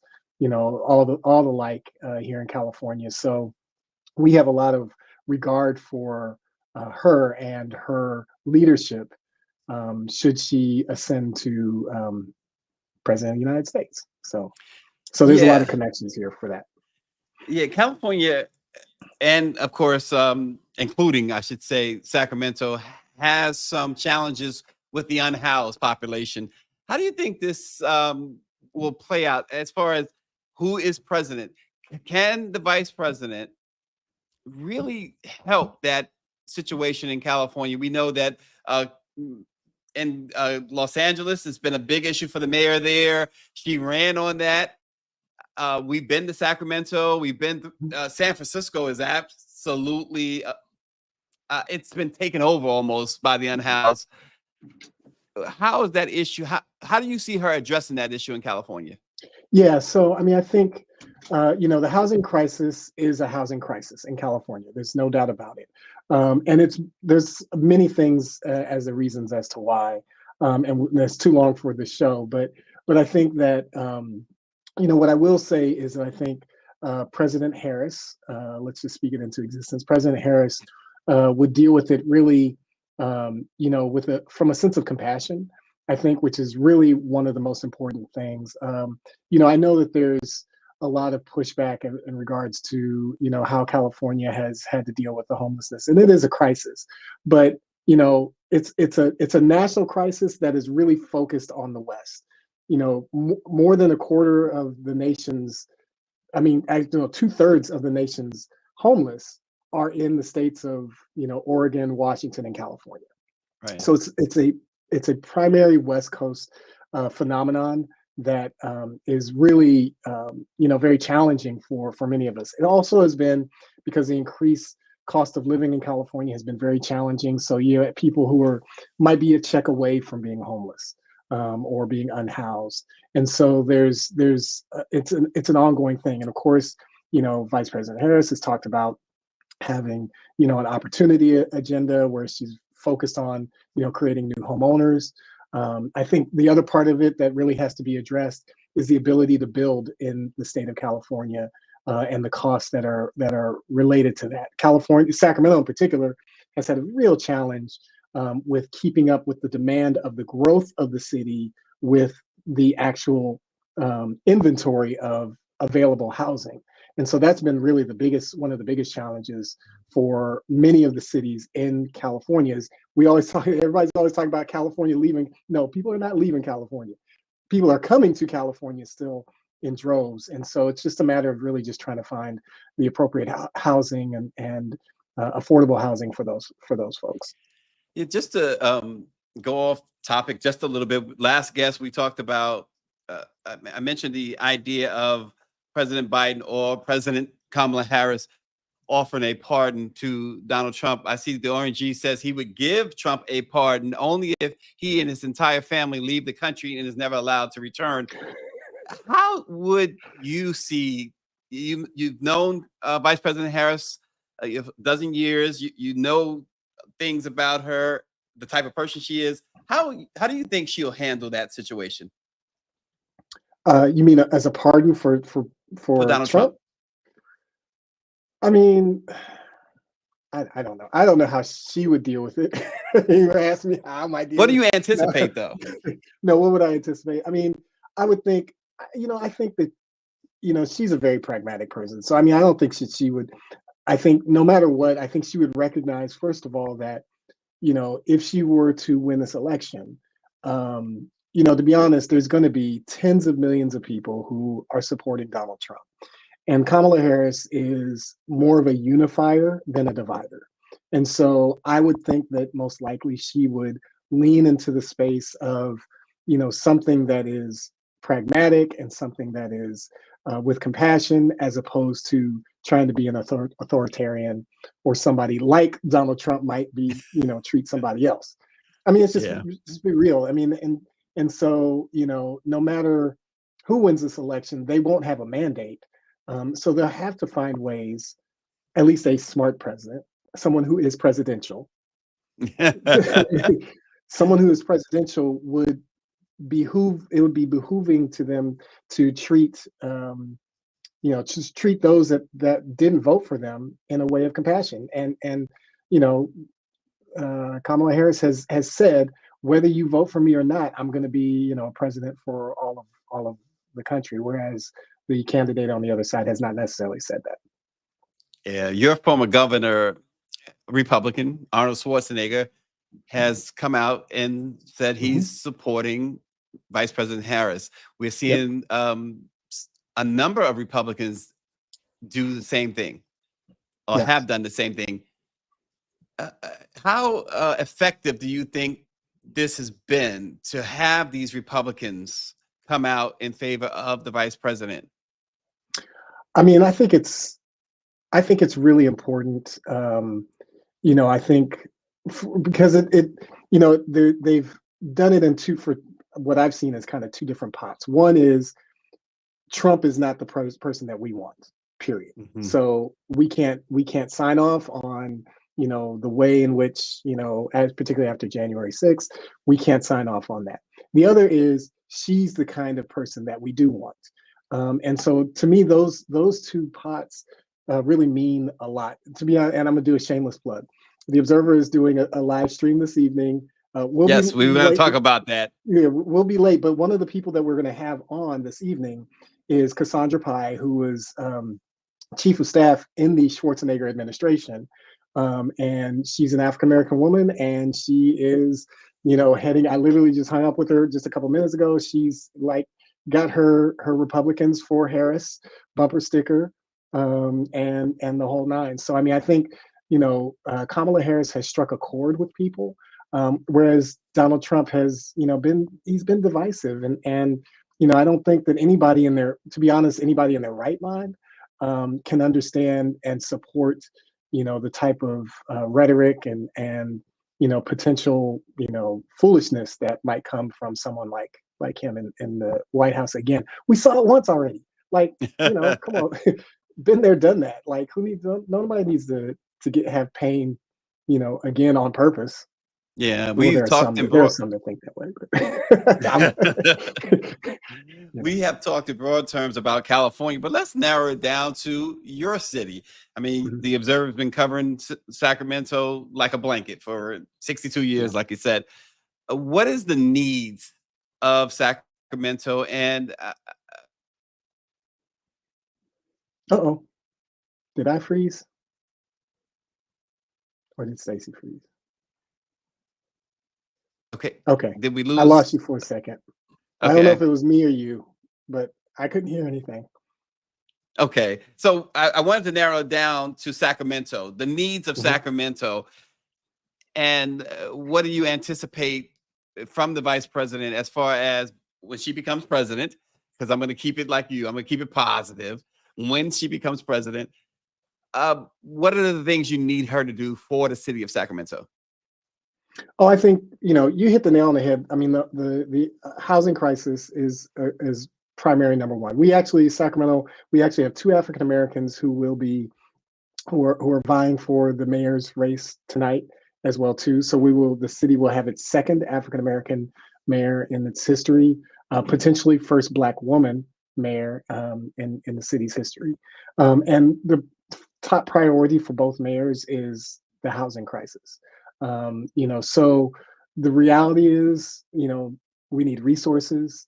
We need a federal assistance to really kind of address it in a way, because it really is like, it's almost like you're in a military type of situation that you almost need. It's like you need real reinforcements to come in to kind of really address, the crisis that it is. It also, to be honest, the challenge of fentanyl and the opioid crisis is really real here in California as well too. But from a sense of compassion. I mean, I tell people, you spend one night on the streets and see what you might turn to, because it's really, really challenging and it's very scary for a lot of people. So, I mean, I think, trying to make sure that doesn't get any worse than what it is, and we can get that under control, is something that is of grave concern to the residents of Sacramento for sure.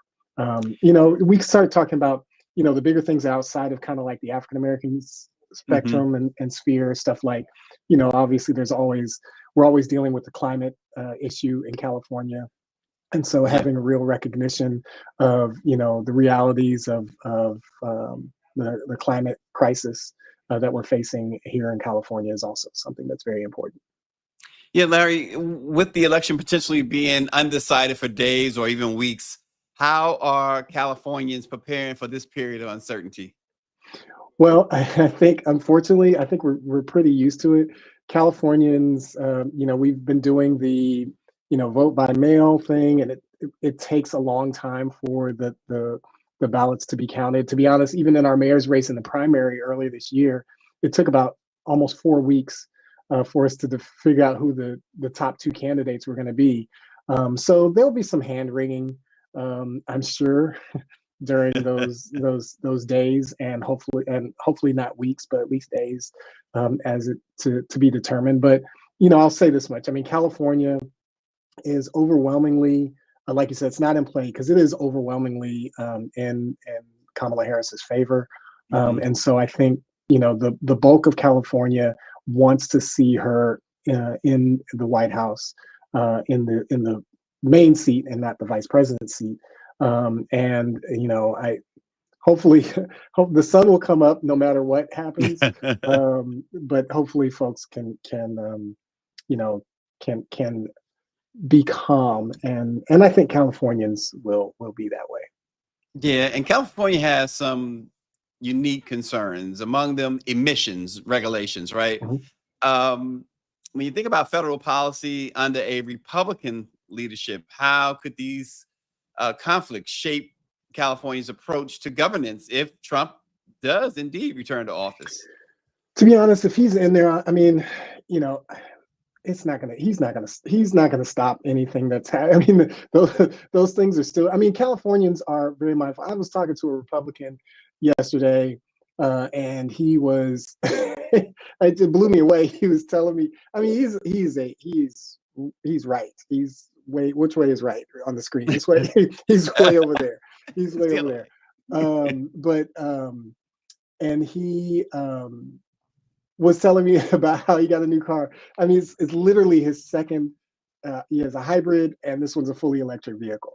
You know, people in California, you can even be right, but you can know and understand that, you know, we've got a real crisis in the climate crisis, and so you know, folks in California are very mindful of that, and so we're really trying to be, you know, the state of California. We're tree huggers. We do all the things that we need to do to try, and it's the rest of the country that we got to worry about.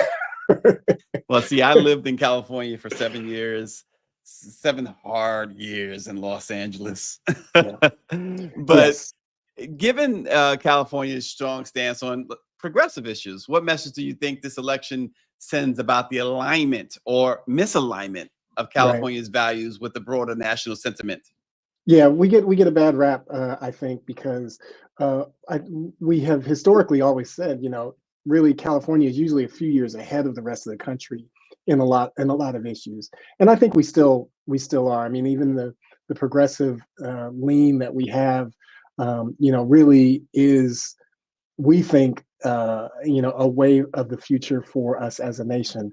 I think that we recognize that, you know, the outer rims of the United States kind of are aligned with that. It's kind of that middle center that is doesn't really kind of align with that. And there's millions of people that, you know, that want to have a voice related to that. And so I think, you know, we recognize that, but it is a little scary sometimes when you sit back and you hear folks, you know, talking about, you know, not caring about, you know, electric vehicles or you know, other things that we think are waves of the future and ways to prolong a healthy planet for generations to come. So that's a little disappointing at times, but I mean, it's a lot of there's a lot of people out there that there's a lot of people out there that just feel otherwise. So. Well, a couple quick things before we let you go. Sure. Larry Lee, the publisher, CEO of the Sacramento Observer. If Kamala Harris wins, several California leaders might join her administration. Is there anyone in particular that you'd hope to see in a Harris administration from California? Oh, I haven't been asked that. I hadn't really given that much thought yet. Maybe Larry you Lee know, will be in that administration. no, sir. I think, you know, I think if I was to, and I don't know who this person would be, but to be honest, if there was someone or a voice or a presence that I would love to have in the Harris administration or somewhere in leadership, is someone who is mindful and sensitive to the California reparations movement.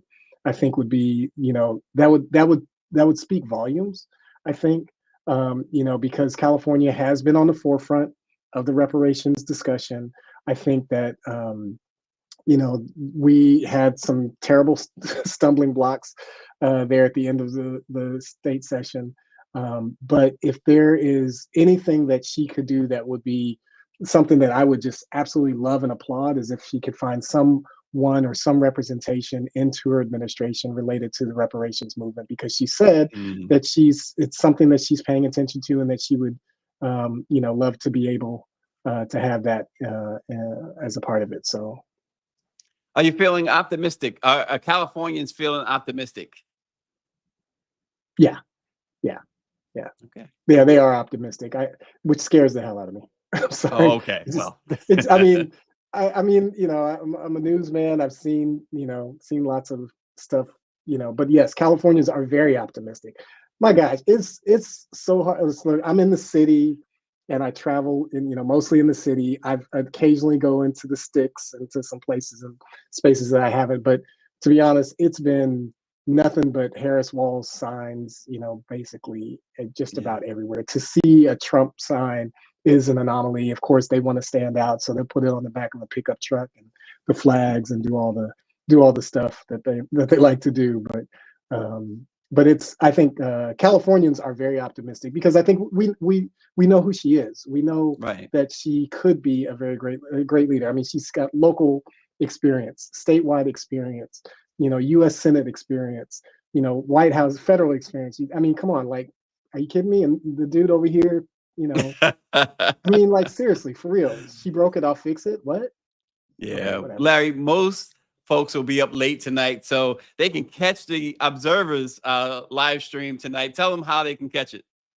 So you can go onto our website, sacobserver.com. We'll have there's a badge there now where you can sign up for our live stream. We'll be very hyper focused on local. So we're looking again, like I mentioned, we've got, not only is there a African American, oh, look at you guys. You guys are so well prepared. I love it. There's not only is there 2 Blacks vying for the seat for mayor for Sacramento, there's another Black woman in West Sacramento, which is actually where the there they go. Look at that beautiful cover, man. Whose paper is that? That looks good. I wonder who put that together. But Dante Early West is running for mayor of West Sacramento, which is actually where your former Oakland A's will be, actually in the city of West Sacramento. Nice. And so, which is right adjacent. So she's running for mayor. For that, she would be the first African American ever to ascend to that seat. And then there's some state propositions. We're trying to also make sure that we can get rid of the word slavery out of all California language. And of course, the right says that we're inflaming the decision. I don't know why having the word slavery is really an issue. Like, really, you're going to defend the word slavery? Like, come on, give me a break.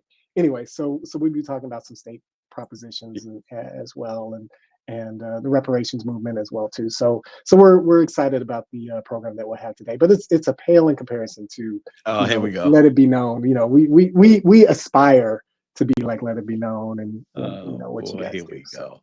go. You know what, Larry? It Speak truth was to power, up until brother. that moment. It was so authentic until that moment. It was from my heart. From the heart. From my heart. That's right. Larry Lee, the publisher of the Sacramento Observer, we appreciate you so much. Thanks for joining Let It Be Known. And obviously, we'll talk soon. All right. You guys be safe. You do the same. So we know that Georgia is definitely a battleground state. And there are some pivotal regions in Georgia, like Fulton County, Cobb County, Gwinnett, Forsyth. And to talk about that, we got 2 special guests. None more special than, as Power 96 says, the Red Bone. Miss Dawn Montgomery, to the break of dawn. How you doing? I'm okay. I hate that y'all didn't mention DeKalb County, because DeKalb County is in there too. So DeKalb County. Let me make sure everybody knows. Well, DeKalb. No, thank you. So Dawn, first of all, what's happening right now? What's the mood out there? I know you hear everything. So I told Greer I wasn't going to be out there, but I ended up being out there because I was running errands. So from like Conyers, Georgia, to about Alpharetta, Dunwoody, Sandy Springs, to Smyrna, East Cobb, back to DeKalb County. The lines are long now. Like people are getting out there. They're getting off of work early or whatever to try to get out there. A lot of school districts are out of school. Thank God our school district, DeKalb County Schools, is out. DeKalb Public Schools, I should say, is out. So that was a great thing. And I think a lot of people don't really realize that a lot of polling places are schools. So yeah, this is one of those things where you really actually know that, or you end up finding that out if you don't actually vote local or state in state elections or what have you. So yeah, that's been something that I've seen in conversation where people are like, why are the kids out of school? I mean, think about it. If you have people coming into poll, coming into the polling place to, cast their ballots, right? And you've got these strangers coming in and out. You can't track that. You can't, there's no sign in. That's not something that you can monitor easily. So yes, kids need to be out of school. I'm sorry. I told my school administrator yesterday, I said, oh, my children weren't coming today. so there's that, but there's also one more thing that I want to bring up. I know that I found out via text message and on Twitter that there were some DJs that were teaming up across certain counties to kind of play some music for people as they're showing up at polling places. And as of right now in Cobb County, they have police force and all of that out there trying to crack down on that, because we know of SB 202. A lot of people have heard about that legislation that, the Republicans came up with to keep people from handing out food and water to people standing in long lines and waiting. So now all of a sudden, I guess music is going to be added to that. And as we can see, Amir is on, so I'll let him speak about Fulton County and the other areas. Yeah. So Amir, thanks for joining us. The Atlanta Daily World. Amir, what are you seeing? You seem like you're out with a crowd behind you. How things looking? I'm out. There's several watch parties tonight, so I want to hit a few of them up just to kind of get the pulse of the people. But I mean, this is, as Don stated, it's a lot of enthusiasm around the Metro Atlanta area. We see long lines and just people excited about what's expected tonight. Yeah, the vice president's been there a number of times. How effective has that been, Dawn, Amir?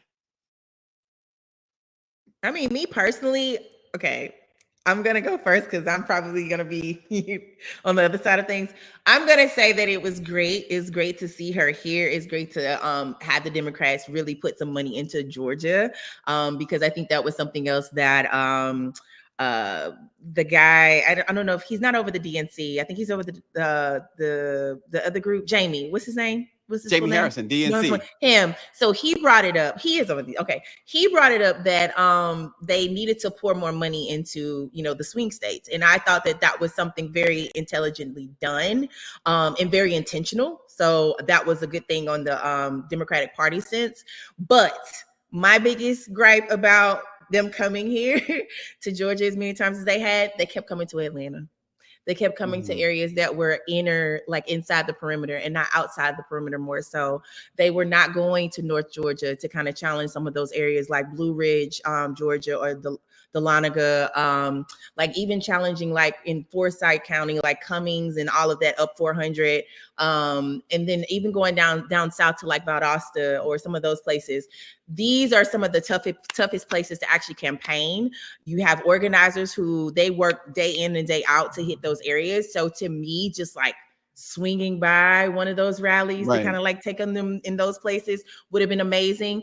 I want to say DeKalb County had at least 2 or 3 rallies, and I was one of those rallies didn't even need to be here. So I mean, I'm just saying, I will say the last one that they had here, it was in Clarkston, Georgia, and a lot of people aren't familiar with Clarkston, Georgia.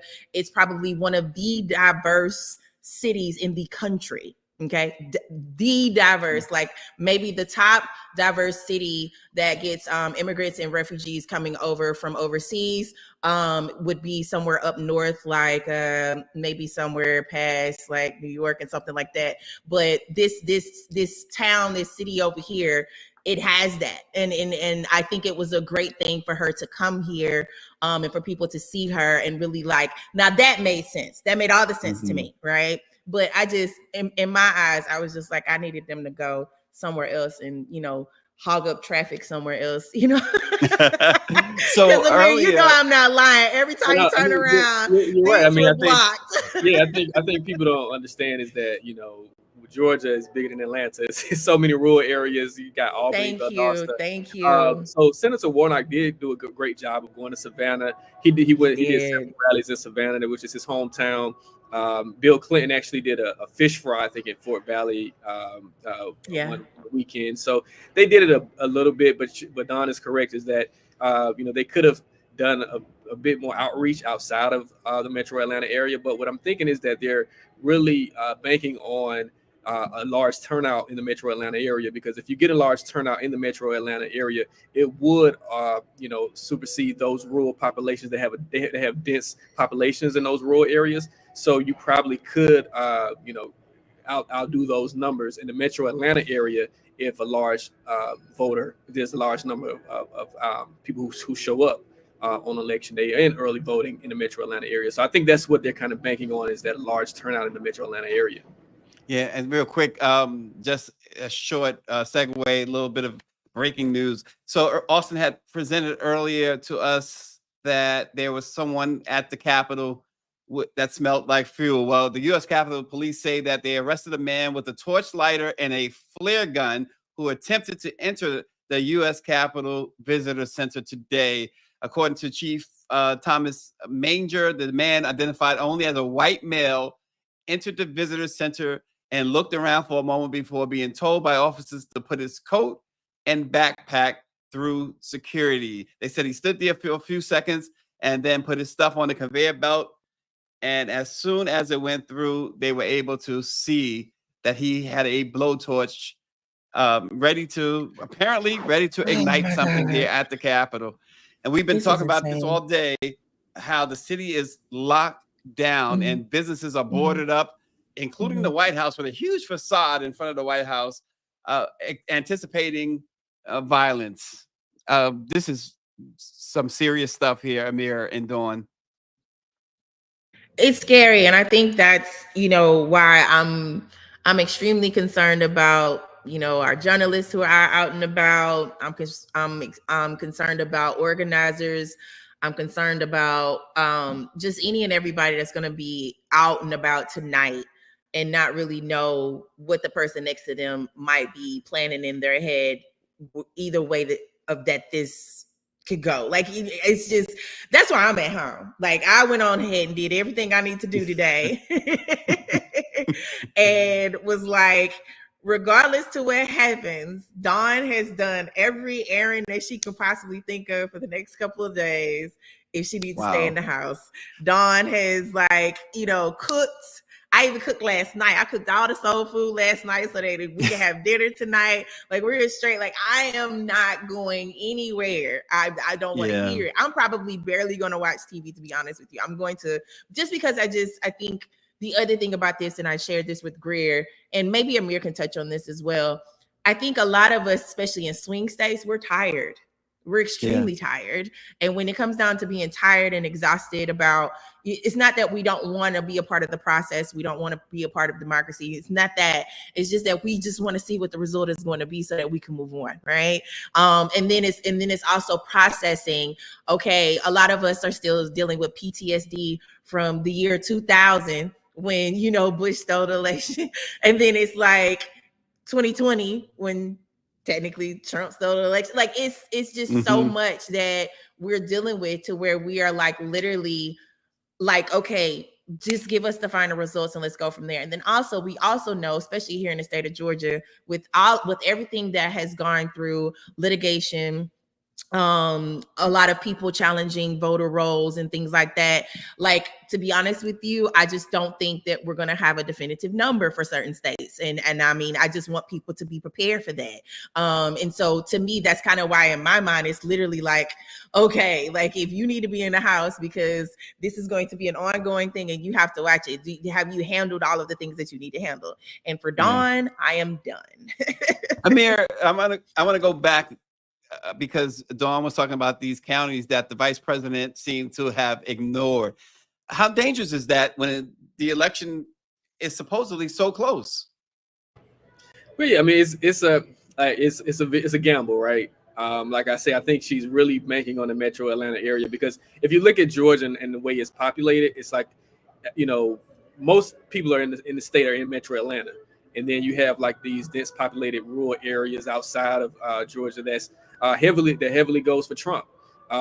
Now, I think that what's going to be interesting about this particular election is not just that, we talk about, there was this big uproar about the black male vote, which I think was just some type of media play to get views.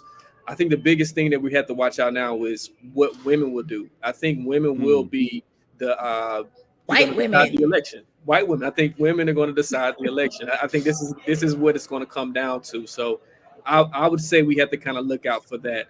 For those that ending number, with which way, how are women swayed in this election? Yeah, and I to piggyback off of what he's saying, like I think that that's the part for me is where in some of those rural areas where it might not have a whole lot of people, what have you, but everybody tends to vote the same way. If you don't really challenge where they're thinking or where they're at, especially when there's women and young children there, or like, I'm not going to say young children, I'm talking about younger voters, let me say that, that can actually cast ballots, that there are universities and stuff out there. So there was an opportunity to do something and to be kind of intentional about how they went about it. But to me, like I got to co-sign with, Amir here, like it's going to come down to the women, just because it's like, okay, what are the white women going to do? Because again, as a DeKalb County voter, I'm frustrated with white women every time we get ready to go to the polls, because one thing, they'll have a sign in their yard, and I've heard the stories, and this is something that I want to give a shout out to one of my Twitter friends, Olivia. She's been on this huge campaign of like informing women that they don't have to tell the men in their family how they vote. And I think that that's such an important thing to kind of like note, because as long as I've been in DeKalb County, a lot of the white women that I have been friends with, or that I have sat at tables with, or I've had conversations with about politics or policies or anything like that, they always say that there's a discussion that's had at that same very table where the man will come and tell them what they're supposed to do, and they can challenge them and they can talk to them. But when it comes down to it, they're supposed to sell it like they're going to do the same thing. And as far as I'm concerned, white women, do what you got to do, because y'all can call. Look, y'all good for calling the police. Like, call the police. Like, if he, I'm just saying, take care of you, take care of business this time around. Y'all didn't do it the last time. We are putting this on y'all because I'm with Amir. All that energy should have been redirected from black men over there to them, and we should have talked that, like we should have just did something about that. Which I love that the campaign itself did have some commercials that showed for white women and white men that they don't have to tell their peers or the men in their families which way they want to vote. And I thought that was a beautiful thing to see. So I'm a little hopeful, I'm there, but I'm just like, I want to be comfortable tonight with whatever decision is going to be made. Amir, what do you think, or what do you see is driving Georgia voters? Several things. I think abortion is a big issue. There are several, two women in particular who died because they didn't get health care in time because of that. And so I think with her visits here, VP Kamala Harris, she was able to kind of express what was happening, the real life impact of these laws that basically created with Trump and his administration, and him with the Supreme Court justices. And so I think abortion is going to be real big, and especially in the state of Georgia. And I think even like we talk about what happened in New York, that Madison Square Garden rally, which was filled with hate. It resonates. I think that's going to resonate nationwide in terms of just what this party really represents. I think for a long time, people kind of was sleeping at the wheel in terms of what Trump and his party really represents. And I thought that Madison Square Garden rally really made people pay attention to really understand, okay, this is what this party is really about. Yeah. Wow. And we keep hearing that too, that was a pivotal moment, that Madison Square Garden rally there. Mike V says that one more him... thing. Oh, go ahead. One more thing to add to that. Another thing that you have to think about with them coming to Metro Atlanta and coming to Georgia as many times as they had. I see we got a visitor. Listen, she's got something important to add. She wants something to eat. Like, what do these kids do? That's a voting issue. It is. Gotta make sure because this grocery bill is high. Okay. Right. So that's an issue. But I think one of the biggest things that I've noticed, Amir, with the last few times that they've come into Metro Atlanta is the concentration of like being intentional meeting with Black owned businesses and things like that. So I want to actually like give a shout out to Ryan Wilson from the Gathering Spot and Dr. Lakeisha Hallman, who is over the Village Market. Both of these two Atlanta business owners and entrepreneurs have traveled across the country from state to state, city to city, like places like Milwaukee, Charlotte, and I want to say they went to Mississippi. I could be wrong. But just talking about, Black economics and all of those things. So you have to really like think about it. Like a lot of people feel like, the younger voters or Gen Z or the younger millennials aren't paying attention to politics, but these are some of the things that they want to do. These are some of the things that they need to know is going to be taken care of, as well as like owning a home, like those type of things. So just wanted to add that in there as to what Georgians are looking for. Well, I was going to mention Mike V. He says democracy drove him to the polls. He says all the other issues are secondary, and he wants to continue the process of building a more just and equitable society. With that, Amir, has democracy been among the discussions among Black people in general? Yeah, I think so. I think we've seen our rights taken away just over the past few years with the Supreme Court justices taking away affirmative action, Roe v. Wade, and so we've seen our rights taken away. One of the things that people don't understand is like the trickle down effect of affirmative action, right?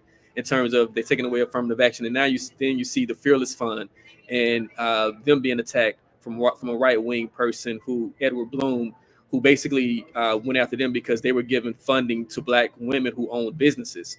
And so we're seeing like this pushback. And so, yeah, I think our rights are being taken away, but we have to understand that all of this is a trickle down effect of what occurred in 2016. The people who just didn't, a lot of apathy, of people who just didn't show up to the voting polls. There are, thousands of people who just didn't show up. And so I think that's the biggest thing, is that people have to show up. If people show up, VP Harris wins in a landslide. Yeah. And so with that, before we let you guys go, Dawn, I'll go with you. What are you thinking is going to happen tonight? What's your gut feeling? The outcome? My gut feeling says that we won't know. It'll be close. Ultimately, we won't know officially. I think it'll be one of those things where we might have to wait a couple of days before it's official. And the only reason why I say that is just because you have certain counties, Cobb County again, who has said that your absentee ballot, if it has not been turned into the election office by 7 p.m. today, your vote will not count, even though before you could get your ballot in. I just think, I'm very hopeful, and I want to know who is going to win tonight. But I am also on the back end. I'm at that point of like, okay, we're going to have to wait until it's certified. And if we have to wait, I just pray that it's not another 2000. I don't need it to be that type of situation where it comes down to the courts, like the federal courts, as well as like the Supreme Court. These states need to get it together, count these ballots, and let's go ahead and make that choice. So that's where I'm at with it. Yeah. Amir, your gut? Yeah. So before I tell you, say what I'm thinking about tonight, we're going to piggyback off of what Don said in terms of what happened in Cobb County today. There were 2 bomb threats. Well, there was actually 3 bomb threats, and they in those I think it was Cobb County, Gwinnett, and I think maybe Fayette. It was three separate bomb threats at polling places. They found out that Secretary Raffensperger said that those bomb threats came from Russia. He said they were Russia influenced. And so what they're trying to do now is extend those polling hours from 7 p.m. to 7:20. So Don is correct that those numbers could come in late. My gut feeling is that I think it's going to be a landslide. For me, I look at it kind of similar to sports in terms of I look at, with sports is all about the ceiling, right? What's the highest ceiling? And I think Kamala Harris's ceiling is higher in terms of her being able to get newer voters, get people in terms of women, even Republicans. More Republicans are going to vote for VP Harris this time. And so for me, my gut feeling is saying that it's not going to be close. I think that she's going to be able to turn the tide because she's going to be able to expand her base better than what he can in terms of is that her outreach versus his outreach. We And were then talking he's earlier. going We were talking earlier to Nina Smith, who's a strategist, and she also used a sports analogy. She says it's important that the vice president runs up the score. So there you have it, Amir. Amir and Dawn, I tell you, there's no two better. And we're so glad to have you both. Thanks for joining us. and we look good at it too, you know. That you do. Y'all do. Thanks, We gotta Stacy. go- Appreciate Thank you. you. Thank We got to go now to another swing state, Michigan. Joining us from the Michigan Chronicle is Jeremy Allen. Jeremy, how are you? I'm well. How are you? Good, good. Thanks for popping in from a key battleground state. So, dear Jeremy, women and minority voters are crucial, of course, there. How are Harris and Trump, how have they resonated with these key demographics? What are you hearing? Well, I think what you see is both candidates have really honed in on Michigan, showing the importance of the state since announcing her, as the Democratic nominee for president. She's visited Michigan 15 times in the past 70 to 80 days, with the majority of that coming within the last month. And for her, it's been all about pushing folks to actually get out and vote. Right. Detroit and the surrounding areas have historically had low voter turnout, with the exception of, a couple of the last elections dating back to Barack Obama. And with Hillary Clinton, there was a decent turnout above what was expected. But in this one, I feel like we're going to see astronomical turnout because of her ability to resonate with minorities and young folks. She's been on college campuses, the University of Michigan and Michigan State University within the past week. And we've seen tens of thousands of people turn out there to support her. And then particularly with minorities, she's been involved in barbershop talks, and she's been meeting with clergy members, Black church leaders here in the city of Detroit. And so she resonates highly in that area. We've also seen Trump try to play the clergy role, particularly with Black pastors here in Detroit. So he's had a couple sit-down meetings with Black clergy members. The difference, though, the stark difference in those meetings has been the majority of folks who attended Kamala's rallies at these Black churches have been Black Detroiters. Conversely, with Trump, there was a predominantly white suburban crowd in attendance at these Black church and Black clergy events that he's attended. So we're not seeing minorities and we're not seeing women really resonate with Trump. And he's played up to his base. He was here in Grand Rapids, Michigan, which is on the west side of the state yesterday, delivering kind of his closing arguments and his final, debate points and key points. But that's a primarily white audience. And, he actually took a visit last month to the home of the KKK here in Michigan, where that was started in Howell, Michigan, to kind of rally his base in that area, which, has not gone away from its traditional upbringing as a predominantly white sundown town. So do they have the attitude with all of that you said, the sundown town, the visit to the KKK home, do they have the attitude to punish him? This was the same state where a few years ago, there was an attempt to kidnap our governor and hold her hostage. So I think looking at that, you can see that, that you have Detroit and small cities that are predominantly Black, like Flint and Pontiac, Benton Harbor, who are rallying in record numbers for Kamala Harris. And then you have the rest of the state, which is predominantly white. And for the majority of these cities, they're kind of split. You have your very clear red cities, you have your very clear blue cities, very few purple cities. And so just like what we saw in the 2020 election, where the outcome was determined by 30,000 votes statewide, I think you'll see it skewing a little bit more blue this time, just because of what Kamala Harris represents. with her presidency or her potential presidency versus what we know we're going to be getting from Donald Trump. But I do think that, Kamala Harris has made a case with Michigan voters as to why they should select her as our 47th president. Yeah, and leading up to Election Day, and now we're at Election Day, we're hearing about the turnout. Have you seen the enthusiasm that everyone overall hoped for? Absolutely, absolutely. Michigan is a state where we've increased and expanded our early voting period. And so people have the option not just to early vote through absentee voting, but in-person voting as well. And so what we've seen is a combination of early voting that's allowed for 3.2 million Michigan voters to cast early ballots. And people have been very excited to do that because, again, what we saw with President Obama was these 2-hour waits, at these voting precincts. And a lot of people are very, very excited to get in and get out. And I think a really huge driver of the enthusiasm at the polls are the local elections.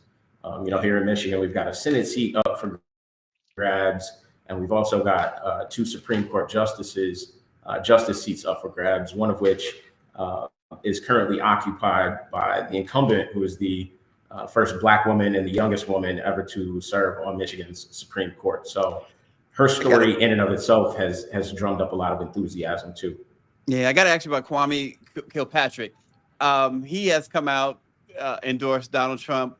Does he carry any weight there in Detroit or in Michigan in general? Absolutely not at this point.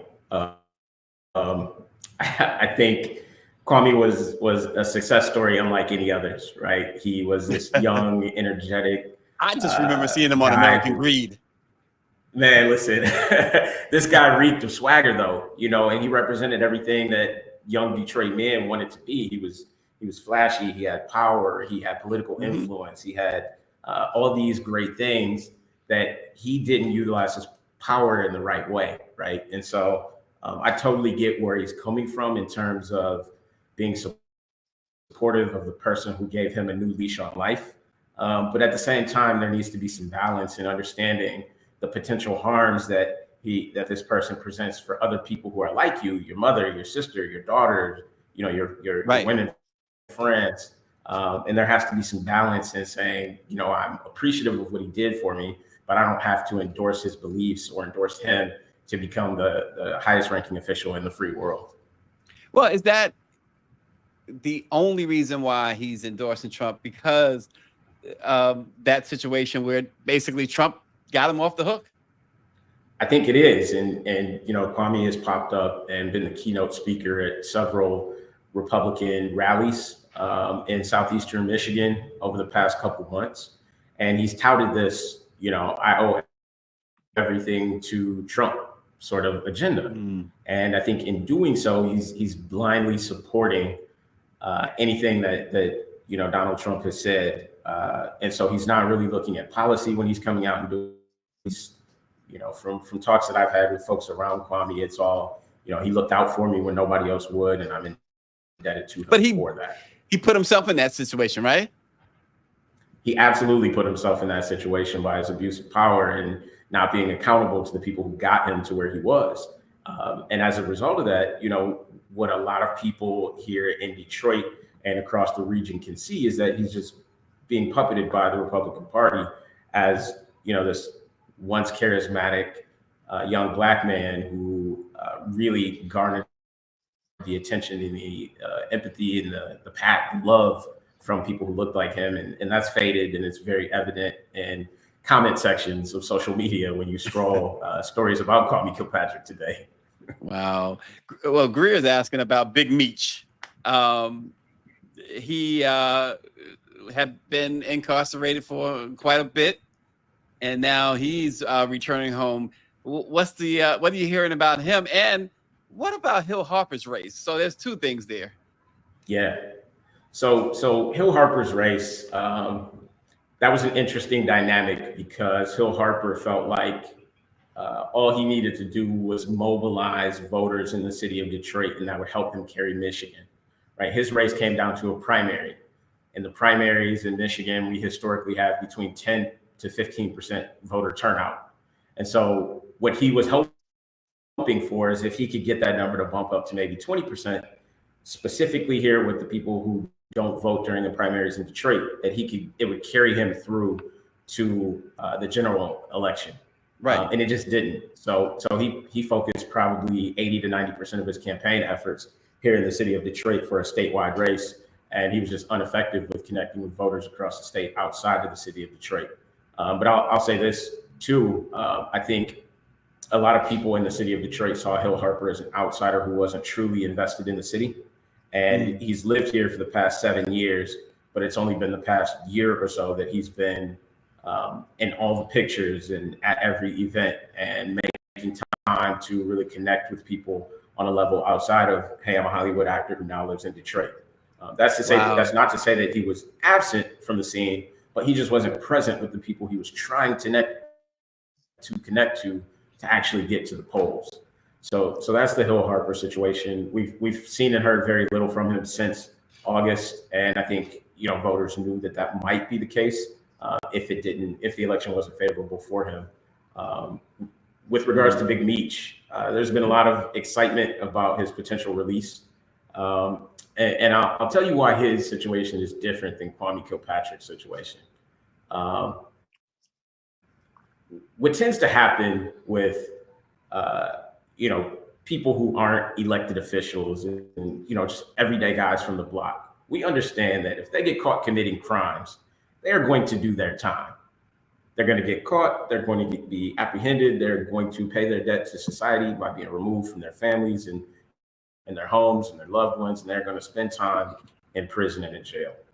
We don't always see that, specifically with non-minorities and with elected officials, right? And so it was different for Kwame because so many people put their trust in Kwame to help alleviate them from situations that they were facing, from hardships that they were facing, and from issues that were happening in the city that stopped them from obtaining a level of wealth or affluency that they aspired to through putting him in office.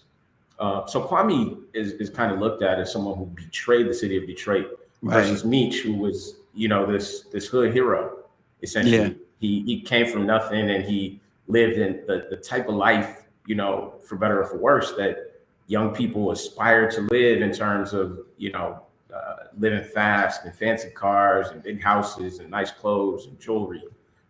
But Meech served his time in federal prison and then was released to a halfway house until his parole begins, where he's officially able to return home in January. But, it was one of those things for the city where, some people were like, well, he's still a bad guy because he did bad things that landed him in prison. And then there were other folks who, were just very hopeful that, he's been accepting of a lifestyle change and would be the community leader and organizer that so many others have taken up upon their release from prison. So let's get back to the issues there. Housing, inflation, they seem to be major issues everywhere. What are some of the major issues there in metropolitan Detroit? We know that the vice president is proposing incentives for home buyers, and Trump, of course, is advocating for tax cuts, but for wealthy people. Right. I think what we see, and this has been a saying in the city of Detroit for a long time, if America catches the cold, Detroit catches the flu. And what that means is just all the problems that we see around the country, they're magnified in the city of Detroit because we rely so heavily upon, or historically, we've relied so heavily upon one industry to keep our city afloat. With the automotive industry, you have so many primary and ancillary jobs and streams of income that come out of us relying so heavily upon manufacturing and blue-collar automotive jobs.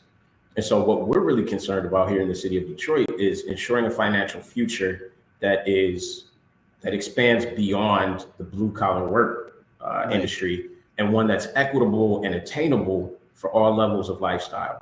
Right? We want middle-class jobs to be available for folks that aren't just these $100,000 and up jobs that are reserved for, graduating students from California, Chicago, New York, who want to just try something new for a couple of years, right? We need these $50,000 to $80,000 jobs that are sustainable for people who currently live in Detroit neighborhoods. And so that's really what Detroiters are focused on right now. How can we move up the ladder economically and secure our future, not just through emerging industries, but also through education? Because that's been a huge focus for the state of Michigan in the past couple of years. The state just announced the first chief growth officer in the entire country, who's employed by the state of Michigan. And so as the job of the chief growth officer, her job is to build homegrown talent and retain that talent, as well as making sure that equity is seen throughout the kind of incentive packages that are being offered to companies to relocate to the city of Detroit. Tell me something before we let you go, Jeremy. The role the Chronicle has played in the community during this election. Talk about that. What did you guys report? We've been here. We've been on the ground. We've been boots on the ground. And our coverage of this election really started a year ago because we understood the importance of what was at stake for Detroit residents. Historically, we are an advocacy newspaper, a publication that takes what's happening around us and showcases it through the Black lens. Because the city of Detroit is one of the best news towns in the entire country. And we have two preeminent newspapers in the Detroit Free Press and the Detroit News who get global attention because of the quality of journalism that they have, as well as the network and their expansiveness, being a part of Gannett and the reach that has automatically.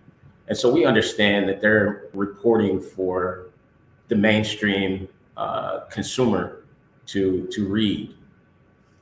We take the stance that they're going to do what they do and we do what we do, and what we do is take those exact same stories that are happening all around us and show how they have an impact on Black people and Black culture in the city of Detroit, where 80% of our residents are Black. So we're not necessarily reporting for the suburbs, we're reporting for the people right here. And what we've been able to do and what we've been tasked with is making these candidates, not just the national candidates, but the local candidates too, be responsible to answering the questions and listening to the voices of the Black constituents that they are asking for us to vote for in order for them to obtain power. So we've been holding matchbooks to feet. We've been exploring tough conversations. We've been informing them, which is our duty to a degree as well, of the problems that need solutions, and the hopefulness that we have that their candidacy and them being in office can provide solutions to systematic problems that have existed in our neighborhoods. Jeremy, finally, when all the votes are counted, your gut feeling, on the Michigan vote, and of course, overall, what do you see? What's your gut telling you? I think it will be a relatively close margin of victory for Kamala Harris in Michigan. I'm guessing about 4 to 5 points, which sounds, pretty big, but the way that the last couple elections have gone, I think what we'll see is some previously apathetic voters actually turning out in favor of what Kamala Harris represents to them. Nationally, I think we'll see a very close race as well. But I do think Kamala Harris will wind up winning and becoming the 47th president of the United States. I don't think we'll know that for certain with certainty by tonight, but give it a few days, and I think we'll have definitively declared her presidency and her being the next occupant of the White House. Jeremy, the executive editor of the Michigan Chronicle, we appreciate you joining Let It Be Known. Thanks so much. Thank you for having me. Absolutely. Well, we're going to welcome back our buddy with the hat. My man, Stacy. You just ran out on me. I don't understand. No, I'm sorry. I had a 4:15 Zoom that I had to. He had something more important to do. And I asked Greer for permission to excuse me, and she It was granted. granted. It was granted. It was granted. Nice. But how you doing, man? And I always wear my hat because I'm not blessed to have hair like you. A head full of hair. Gosh.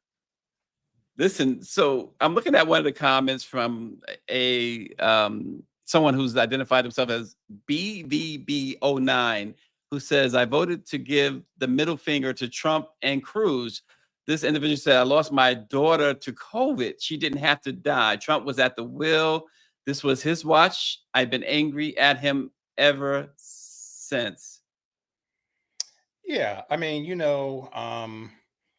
in some of President Obama's recent speeches during the last couple of weeks of the campaign, Stacy, and certainly during interviews, he's been very on point and honest to say that look, COVID would have impacted, would have been a major headache, a major problem for any president, either Republican or Democrat.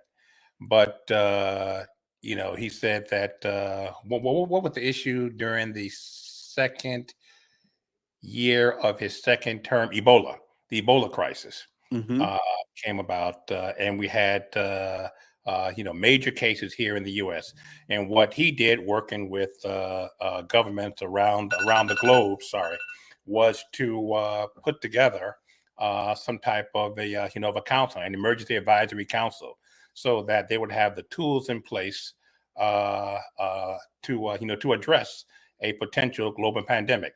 Because of his work, because of his taking advanced steps, Ebola could have had the potential to be as big, if not bigger, than the global pandemic.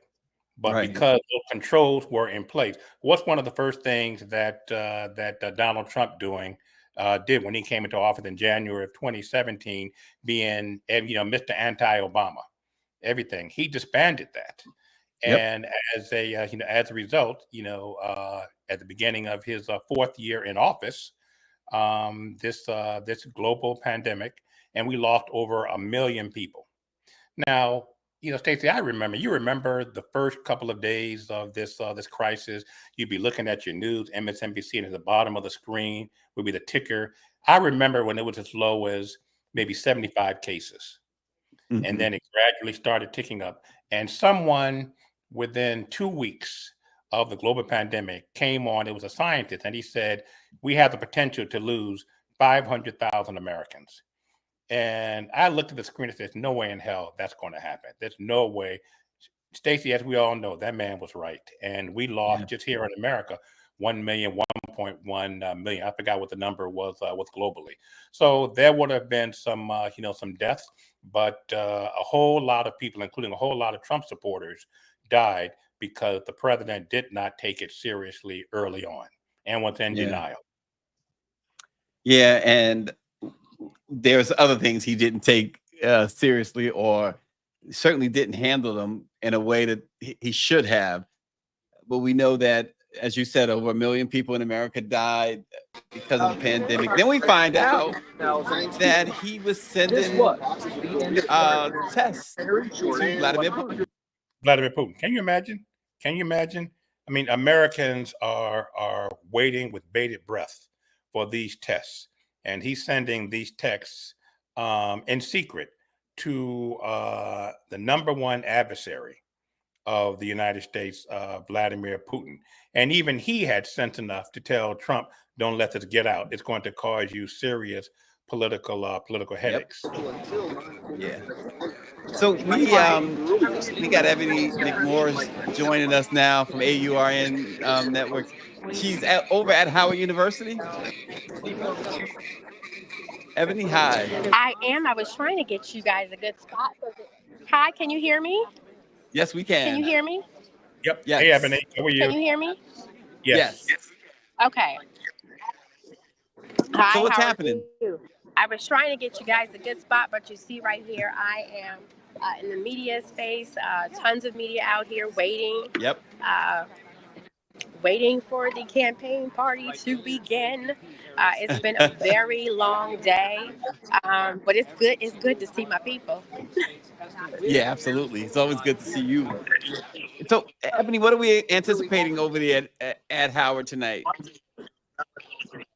So I'm actually still waiting to see a rundown. I was just talking with one of the campaign people about kind of what to expect. We know that she'll probably hit the stage a little closer to 11 o'clock in this evening.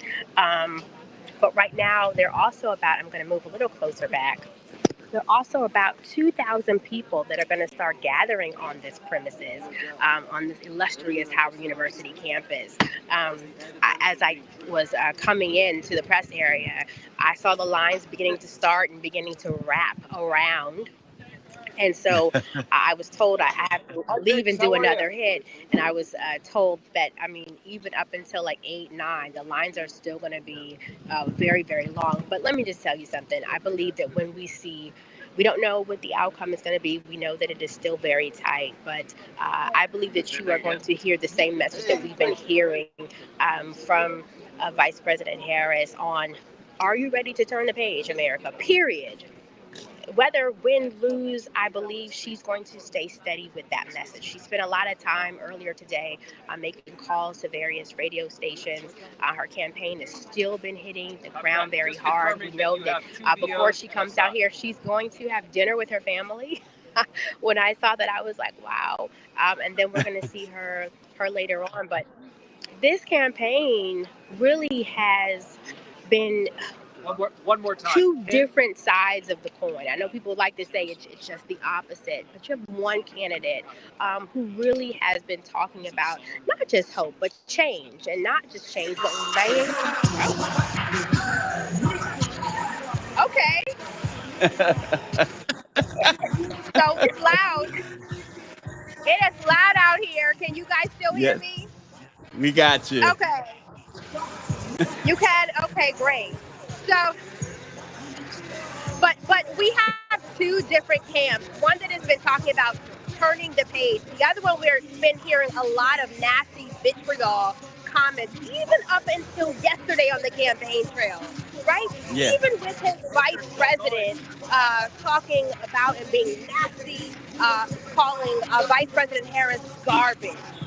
Right? And so I think America shouldn't just take that as, well, it's just words. No, because those words become action. If he sees her as garbage, he sees you as garbage, he sees the community as garbage, his agenda for you will be garbage, and we haven't even seen any yet.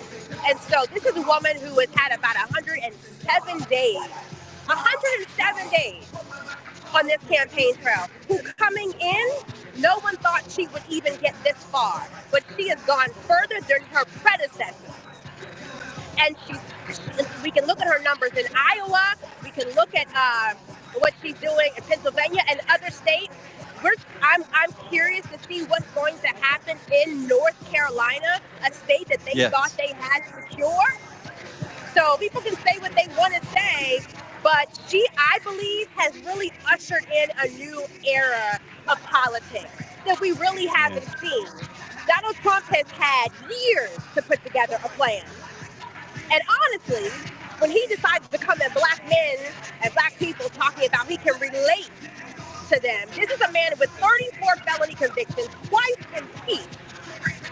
I would have, if I was a strategist, I would have come forth with some type of policy for those who were former felons. Why didn't you do that? If you want to do something, why give me a sneaker? Where's the plan? He has had no plan. He has concepts of a plan. And I'm not even trying to be biased, but this is the truth. Wow. So we'll see what happens. Yep.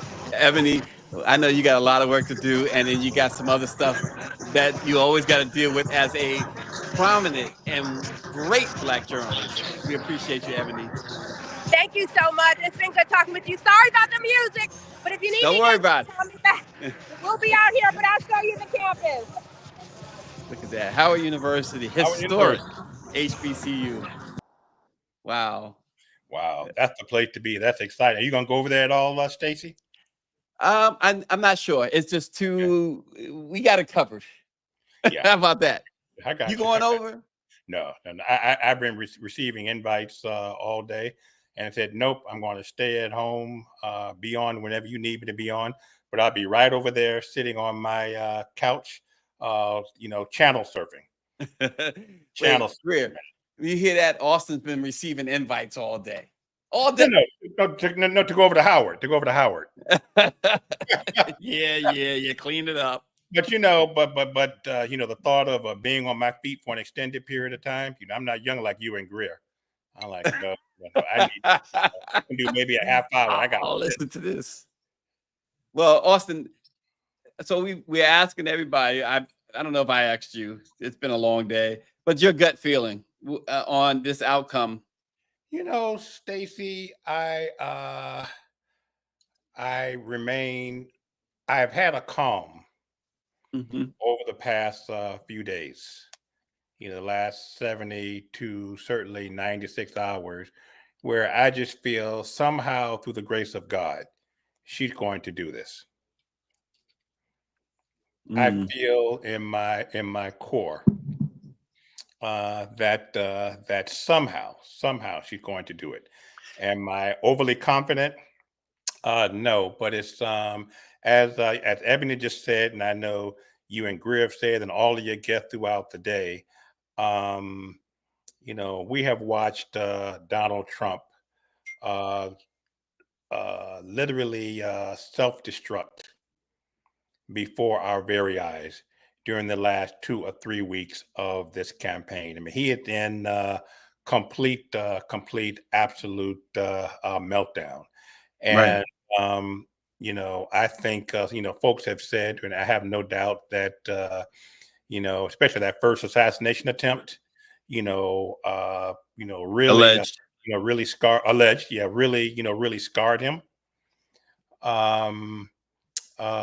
And in addition to him just being crazy, normal crazy, and in addition to, I think, the fear of not winning and facing serious jail time. And Ebony just said, he had 44 convictions. He's still facing another 54, 55 convictions that have been, that have not convictions, but what do you call it? Counts. He's facing count. Additional, 55 counts that have been put on hold because of the election. So I think he realized that if he is not successful at returning to the White House, despite however long he tried to delay the inevitable, I think he knows that he's facing serious jail time and certainly serious financial penalties. Well, a jury found him to be responsible for sexual assault. Yep. Judge referred to him as a sexual predator. Yep. And he was found liable for massive business fraud to the tune of almost $500 million. So he is really facing a very, very bleak future if he does not win the White House. But what always stuns me with even his supporters who are raising children, the behavior that he displays publicly, and if he's comfortable doing that kind of behavior publicly, he's doing it with comfort privately. That's not how we teach our children. If we saw our young children, being a bully and talking down to someone or ridiculing someone on the playground, we will pull them aside, put them in timeout, scold them, punish them if we need to. He basically called the former Speaker of the House, the B word. He may as well have just said it. Everybody knew what he was talking about. Right. Calling for, you talked about this earlier, for former Congresswoman Cheney to be executed by a firing squad, shot in the face is how he put it. I don't consider myself a journalist, but certainly you are, Greer, the young Ebony who was just on, Barrington, Denise, he basically yesterday or Sunday joked when he talked about the bulletproof glass and how if an assassin wants to shoot at him again, it'll be okay if the way they're going to get to him is to shoot through the fake journalists. You know, he thinks you're a fake journalist. He thinks Denise Barnes is a fake journalist. He thinks Barrett is a fake journalist. He thinks Ebony. He thinks Dr. Chavis. That's how this man thinks. You know, everybody is expendable. Everybody to him. And yet this man may have the Republican nomination and may be the next, could very well be the next president of the United States. And I got a question for you, Stacy. Do you know of any convicted felons who can vote? See, that's a great question. I mean, why was he allowed to vote in the primary a couple of months ago in Florida? Why was he allowed to go to his polling place near Mar-a-Lago today and vote? How is this? Florida does not restrict convicted felons from voting. If you and I would, it was in another state that he was convicted. They would not have allowed us to vote. Of course not, Austin. You don't have the complexion for the protection. Yeah. Who says that? Is it Mike V is always saying that? Mike V. Yeah. And David Youngblood says that he is bullish on Madam President Kamala Harris. That's right. Claim it. Claim it. That's what you do a lot, Austin. Austin claims these things. Claim it. You know, I think I cannot wait for 8:15, 8:30 to see what the results are in Georgia. Yeah. I was talking to Ambassador Young earlier. You know, he said he feels good. Wait a second. So Greer is saying that the Washington Post is about to do an update. Can we trust them? I would take what they say with a grain of salt. Yeah. Well, absolutely. And I don't know what type of update they want to give at this point. It's 5:45 p.m. Eastern. Yeah. So yeah, they're not going to declare anything, but they're going to be updating. But again, the question is, and you answered the question: can you trust them? Yeah. I mean, look, I still think the Post is certainly a credible publication, but it really left a bad taste in my mouth, the non-endorsement. And you know what also left a bad taste in my mouth, non-endorsement? George W. Bush. I'm just what a his daughter Barbara came out. Yeah. And some folks have said, I'm sure there's a great degree of truth to that, that she would not have gone public if she did not have the support of her parents. But her parents were not the president. She was not the president, a former president of the United States. She is not a former first lady. And I think in these unique times, this unique, unprecedented election for the next president, he had a duty to come forward. Well, as Mike V's asking, has anyone heard from Barrington? Barrington is missed. The polls close in Florida at 7:00. They close in Georgia at 7, and North Carolina at 7:30, and Michigan at 8 p.m. And so some early returns should be coming in not too long after that, Austin. That's right. Hey, have you heard anything from whatever happened to Mark Robinson? The disaster of a lieutenant governor. Yeah, I mean, what are the polls saying about him? Because he's been shunned by Trump and everybody since August, mid-August. Yeah, that race, to call it a race at this point would be a disgrace. There's no way this guy can win. Yeah. No, I have to go online and see what the polls are saying, but he was quite prominent in July and early August, and then just self-imploded. Well, he imploded as we see Trump doing. But the big question remains: will Trump pay the same type of price? No. Well, I mean, you said you're hopeful. He never does. Mm. He never has, and I don't anticipate him actually doing any jail time. They'll reach some sort of an arrangement. He'll agree not to run for public office again. But unfortunately, I don't see Donald Trump serving any jail time, even if he is convicted. Yeah. So the final predictions I'm seeing from, who is this? Zogby has Democrats taking the House, Republicans with a big chance of flipping the Senate, but Harris with an approximate 4% percentage victory. Wow. Yeah. So the exit polls are starting to be prepared. So we're going to see what's happening here. So early, 35% of voters said democracy mattered most to their votes. This is early exit poll information.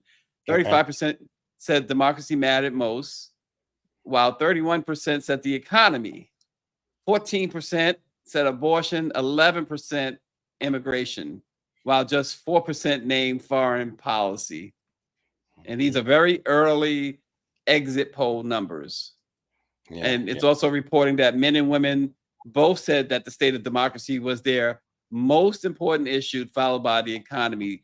2 in 10 women said abortion was most important, compared to 8% of men.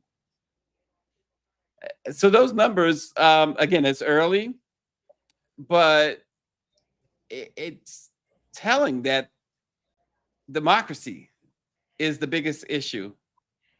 Yeah. And really, based on the comments that President Trump has been consistently been saying since he left office, January 6th is still on everyone's mind. He does not believe in democracy. So why anybody would be surprised? I mean, look, he's been very clear about what he intends to do. Stacey, if he goes after he said he wants to shut down MSNBC and CBS, who's also a target? NMPA and the Black Press USA. Black Press is certainly a target. Yeah. I mean, just because he has not said it doesn't mean, but we will be right at the top of the list, the Black Press. Here's something else, Austin. What do you think this means? And it's, again, really early exit polls. It is showing that the number of voters, of course, I mean, we're getting a lot of potential records as far as voting numbers are concerned. But from the income standpoint, the largest voting block right now is those earning $50,000 to $100,000. Now, the wealthy, those making more than $250,000, right now they're showing just 6.1% of those have cast ballots, as opposed to 33% of those earning between $50,000 and $100,000, and those 31% between those earning $100,000 and $150,000, and 14% of those earning between $0 and $50,000. What does that tell you a little bit, if anything? I mean, certainly the middle class is certainly concerned. The upper class, those making incomes of $250,000, $300,000 and above, for many of them, their number one concern. And I can, sort of understand their appeal to Trump. They want to pay, less in taxes. So they're looking for significant tax breaks. The middle class is looking for tax breaks, but those who are below $50,000, they should also be playing a significant role in this election. And I, for the life of me, do not understand why so many are, are not. Yeah. And so we also heard the Trump camp talk about cheating in Philadelphia. Well, Philadelphia authorities said that there is no issues with the election there.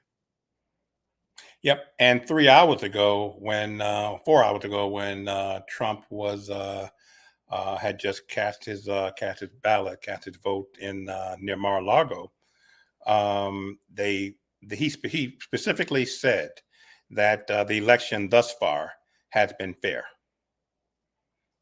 Now that will change once he starts seeing numbers coming in that are not favorable. But he is indeed on record as of a couple of hours ago. Now, yesterday, and certainly in the days leading up to today's election, one consistent theme of Trump has been the election is rigged, the election is unfair. So even he can't keep his facts straight, non-fact straight in his fictional mind. Power 96. This is a MSN exit poll that we are citing here. Okay. So he's asking. Just wanted him to know. So Mike V says Rick Scott in Florida is the big fish that Dems have to flip. Austin, wouldn't that be something?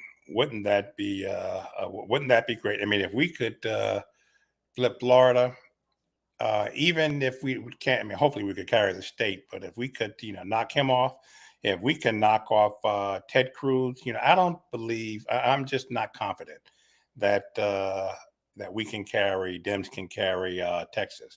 But if we can somehow knock off Ted Cruz, that would be a great victory. Yeah, and according to John Zogby's strategies, Harris leads Trump among independents, plus 13. She's up plus 12 with women overall.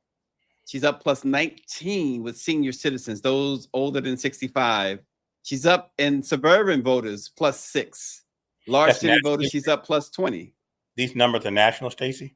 These are national, yes. Young women, Zogby has her up 35, plus 35. Wow. Yeah. Now, Trump, on the other hand, Zogby has him leading the vice president among first-time voters, a plus 8. He's up plus 2 on under 30, plus 6 with men. Small city voters, he's up plus 4. The rural vote, he's up plus 19, plus 5 with Hispanics, which is, that's pretty wild.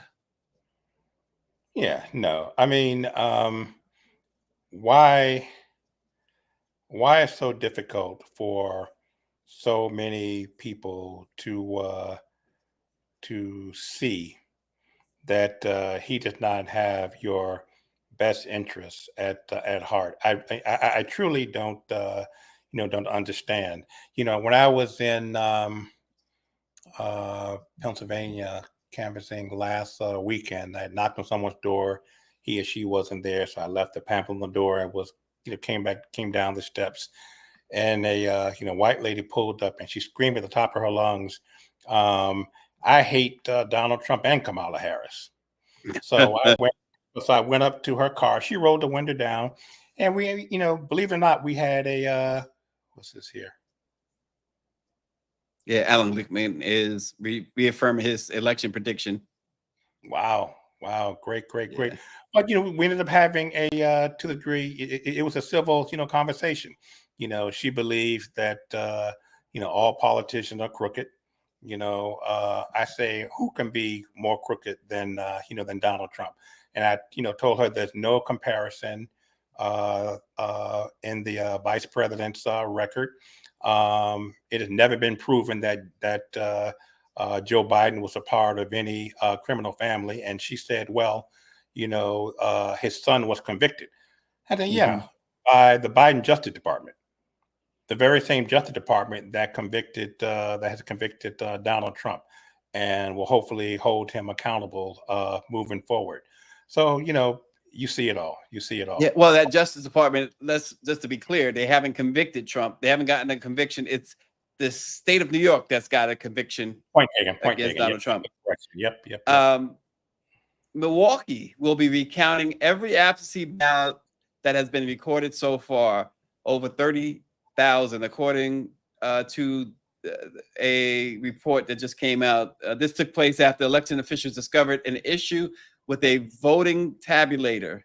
And so they said, out of an abundance of caution, all 13 of the machines involved are being reset. Of course, Okay. Milwaukee is one of the slowest reporting areas in the state. That's fair. So look, here look. we are. I mean, I think it's important to do whatever we need to do, just as we did in 2020, just as we did in 2016.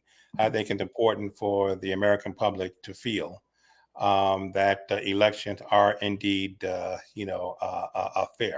and that their votes were indeed counted, whether they were on the side of whether your candidate won or not.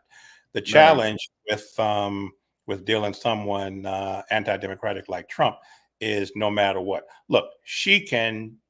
What was it? Nixon beat Muskie, Senator Muskie, in 1972. I think 48 out of 50. Senator Muskie carried Maine and one other state. In 1984, Ronald Reagan beat Mondale, 49 out of 50. You know, Mondale barely carried Minnesota. I don't anticipate that kind of I would be quite pleased if Kamala did, the vice president did something sweeping like that. But even if she does, Trump will still say the election was rigged. Yeah, And will still absolutely. demand a recount when no recount is needed or warranted. Well, a lot of Hispanics, according to Orangey, especially in Texas, think that they're white. He says they will claim to be Spaniard.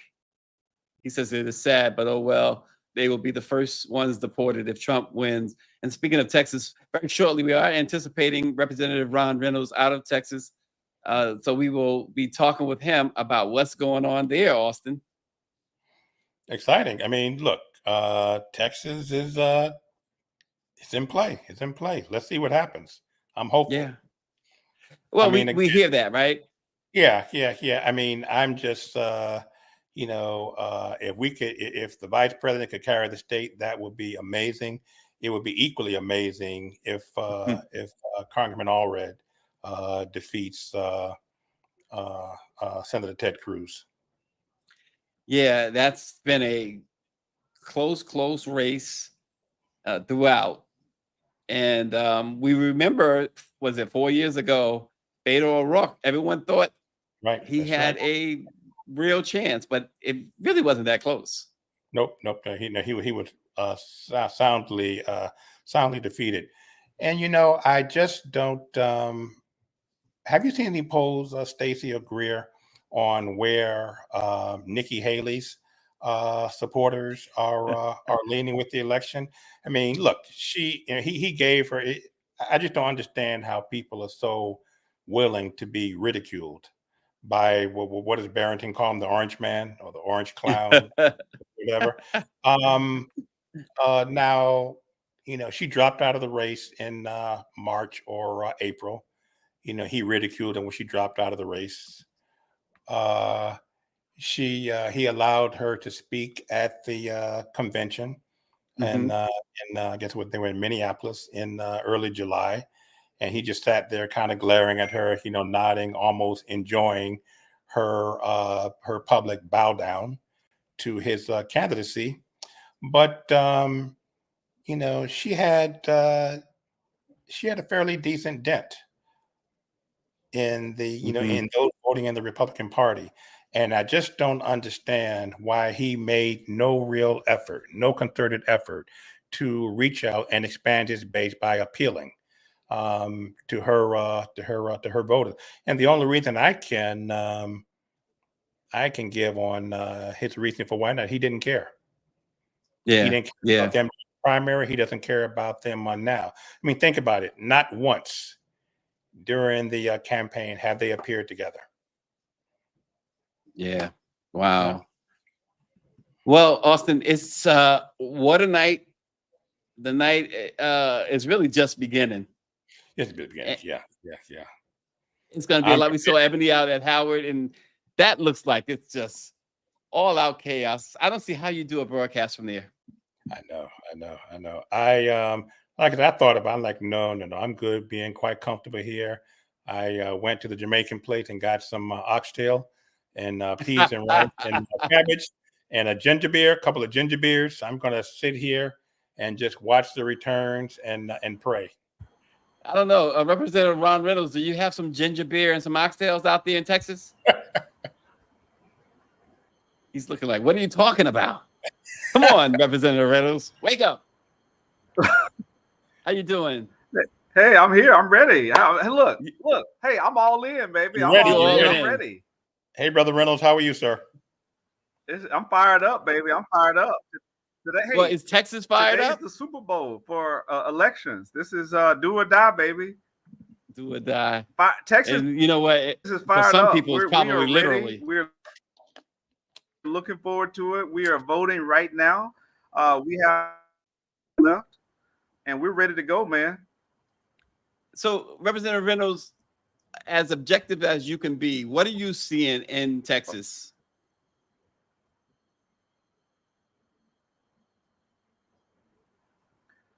Well, I'm going to be very straight up with you. You know, I want to keep my credibility. I'm seeing a lot of energy for Kamala. I'm seeing a base of people that are really looking forward to our first Black woman president. I'm seeing people excited about the opportunity to vote for Colin Allred for the United States Senate to defeat Ted Cruz. I just don't believe that there's going to be enough support in the election. Say again. I think Colin Allred will come up just a little bit short. Colin Allred will win. Okay. Oh, okay. I hope my internet is stable. I said that I think that Colin Allred will do well, but I think he's going to come up a little bit short. I think Colin Allred will come up a little bit short today. I don't think he's going to get us over the hump. Wow. And what about the presidential race in Texas? How is that shaping up? Is there a chance that Texas can actually go blue? You know what I'm gonna do? I'm gonna log off and log on because I think it's okay. We'll get them back. The representatives having some issues, obviously. Yeah. Mike V says you're eating like a king, Austin. Thank you, Brother Mike. I wish you were closer, man. I would give you some. Not. Well, I was going to say, we close to you. You're not offering us anything. I kind of walked over there, didn't I? Yeah, you did. Oxtails. No, but you know, yeah, I just think, from what I know of Texas, it's going to take at least another cycle before we can turn, Texas at least into a purple state. I feel like with each election, we're getting a bit closer. Tell me this, and I was talking on the phone with someone earlier. If indeed the congressman loses, did he give up his seat to run for Senate, or will he return to the House? It's a really good question. In fact, I guess he can't run for both. No, you can't run for both. Okay, so he will be, if he's not successful in returning as a senator, he will step down. He will be out of Congress. Okay. So, Representative Reynolds, is that the case here with you're talking about Colin Allred? Did he give up his seat to run? He did. He gave up his seat as a congressman, a safe seat that he had actually flipped from red to blue in the Dallas area. And he really had done a great job as a young congressman and had a great potential in the United States House of Representatives, but had bigger plans to run for the United States Senate, which he knew was a big gamble. We saw there was some optimism of how well Beto O'Rourke did against Ted Cruz the last time, and he felt like he could get over the hump. What I was trying to say, I hope I conveyed it. It was a little choppy. What I was trying to say earlier was, I think there's a lot of enthusiasm for Colin Allred. He's raised a bunch of money. I mean, a lot of money. In fact, the United States Senate could hinge on Texas or Florida or Nebraska in terms of whether or not the Democrats keep control of the United States Senate. So a lot of national money came into Texas late. You can't turn a TV on without seeing a Colin Allred commercial or an anti-Colin Allred commercial. But I don't think there was enough emphasis on the ground game to get those low propensity voters, particularly African-American voters, to the polls in order for him to be able to overcome the deficit that he's going to have in the rural areas around the state. Urban areas, suburban areas, he'll do well. Fort Bend, I mean, the big cities, Houston, Dallas, San Antonio, Austin. But it's those rural areas that are going to where he's going to underperform. He needs to have a hell of a turnout in the big cities with the black and brown vote and white women that are voting for reproductive rights. So I think Colin will make a good showing. But I'm always keeping it real with your viewers. I think he's going to come up a little short. I hope I'm wrong. I love to be wrong on this one, but I just don't think he's going to have enough to get over the hump. And unfortunately, that may mean that the Republicans take back over the United States Senate. I don't know if it'll be a Mitch McConnell, but another Republican would be the Senate Majority Leader. I do believe we'll take the House and have our first African American in Hakeem Jeffries, and I'm excited about that. But I don't believe that the United States Senate will stay in the Democratic hands. Wow. That's hey, that's an honest outlook, right? Yeah. Take a ask a question, Representative Reynolds, sir. So Yes, assuming yes. the congressman is not successful in his run, will his seat remain blue? Absolutely. One of my former colleagues, Representative Julie Johnson, is the Democratic nominee for his seat, and it looks very much like she's going to win that seat. Colin being on the ticket certainly helps. I think that she'll secure against the Republican and to stay Democrat. So I don't think we're going to lose any ground from his seat, and I think we'll maintain the House. I mean, we'll get the House. But I just think that he's going to be just like Beto. When Beto gave up his seat to run for the United States Senate, his seat stayed Democrat with Veronica Escobar. I do believe that my colleague, Julie Johnson, will win that seat. Okay. Wow. And again, I asked you this. We got choppy, like I said. Are Texans, are they feeling the vice president enough to turn that up, to turn that blue, at least for the presidential race? You know, I don't believe so. And I'm speaking very candidly. The women, the Divine Nine, man, they're fired up. We had a big rally with Beyonce. I was there. There were over 30 people, her largest crowd. Until maybe some recent one that she broke in DC. So yes, people are excited. I think people are also excited to see Beyonce, right?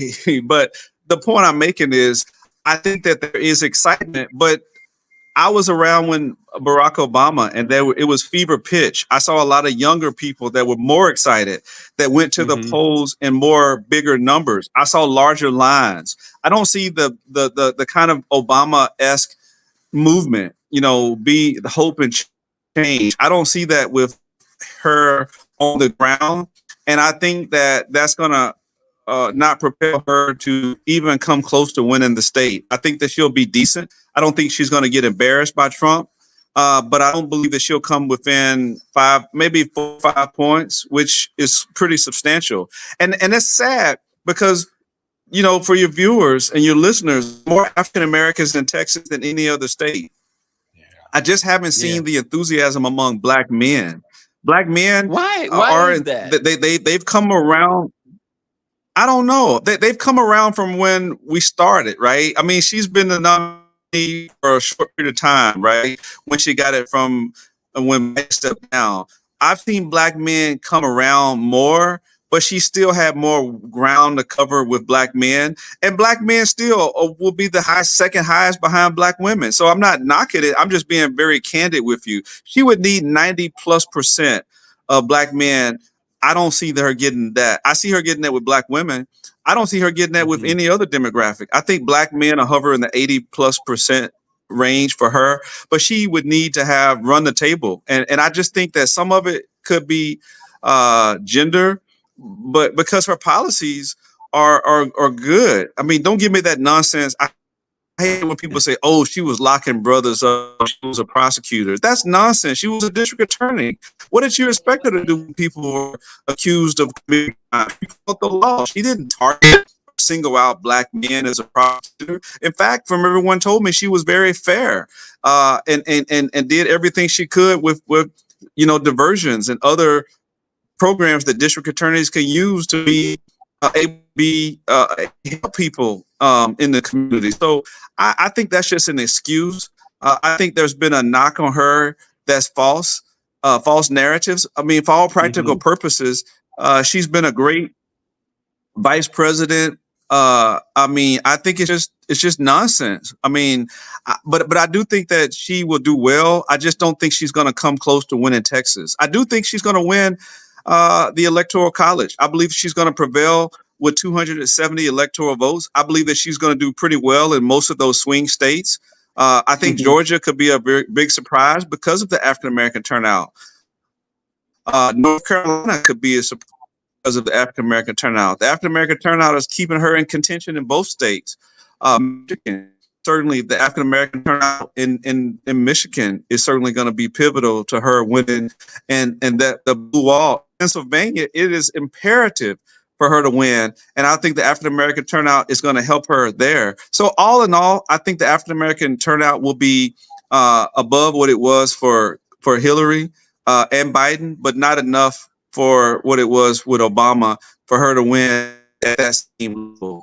And it's a shame because I can imagine 4 years of Trump in Project 2025, 4 years of Trump in voter suppression, and more anti-DI, more nonsense against critical race theory, more disparities within our criminal justice system, more MAGA Supreme Court justices. I mean, I could go on and on. I can't imagine 4 years of Trump when black folks, they would be voting against their own interests, man. I mean, that would be terrible. So I hope people will vote their values and not, because of some stupid sneakers or some other nonsense that I hear the hip hop community talking about. He's cool or he's hip.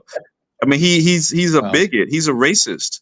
That's what Trump is. Well, the first polls have closed in Eastern and at 6 p.m. Eastern in Indiana and Kentucky. And just now, a judge in Georgia's Fulton County Superior Court has approved extended hours for 5 polling locations there in Georgia. So it's going to be a long night.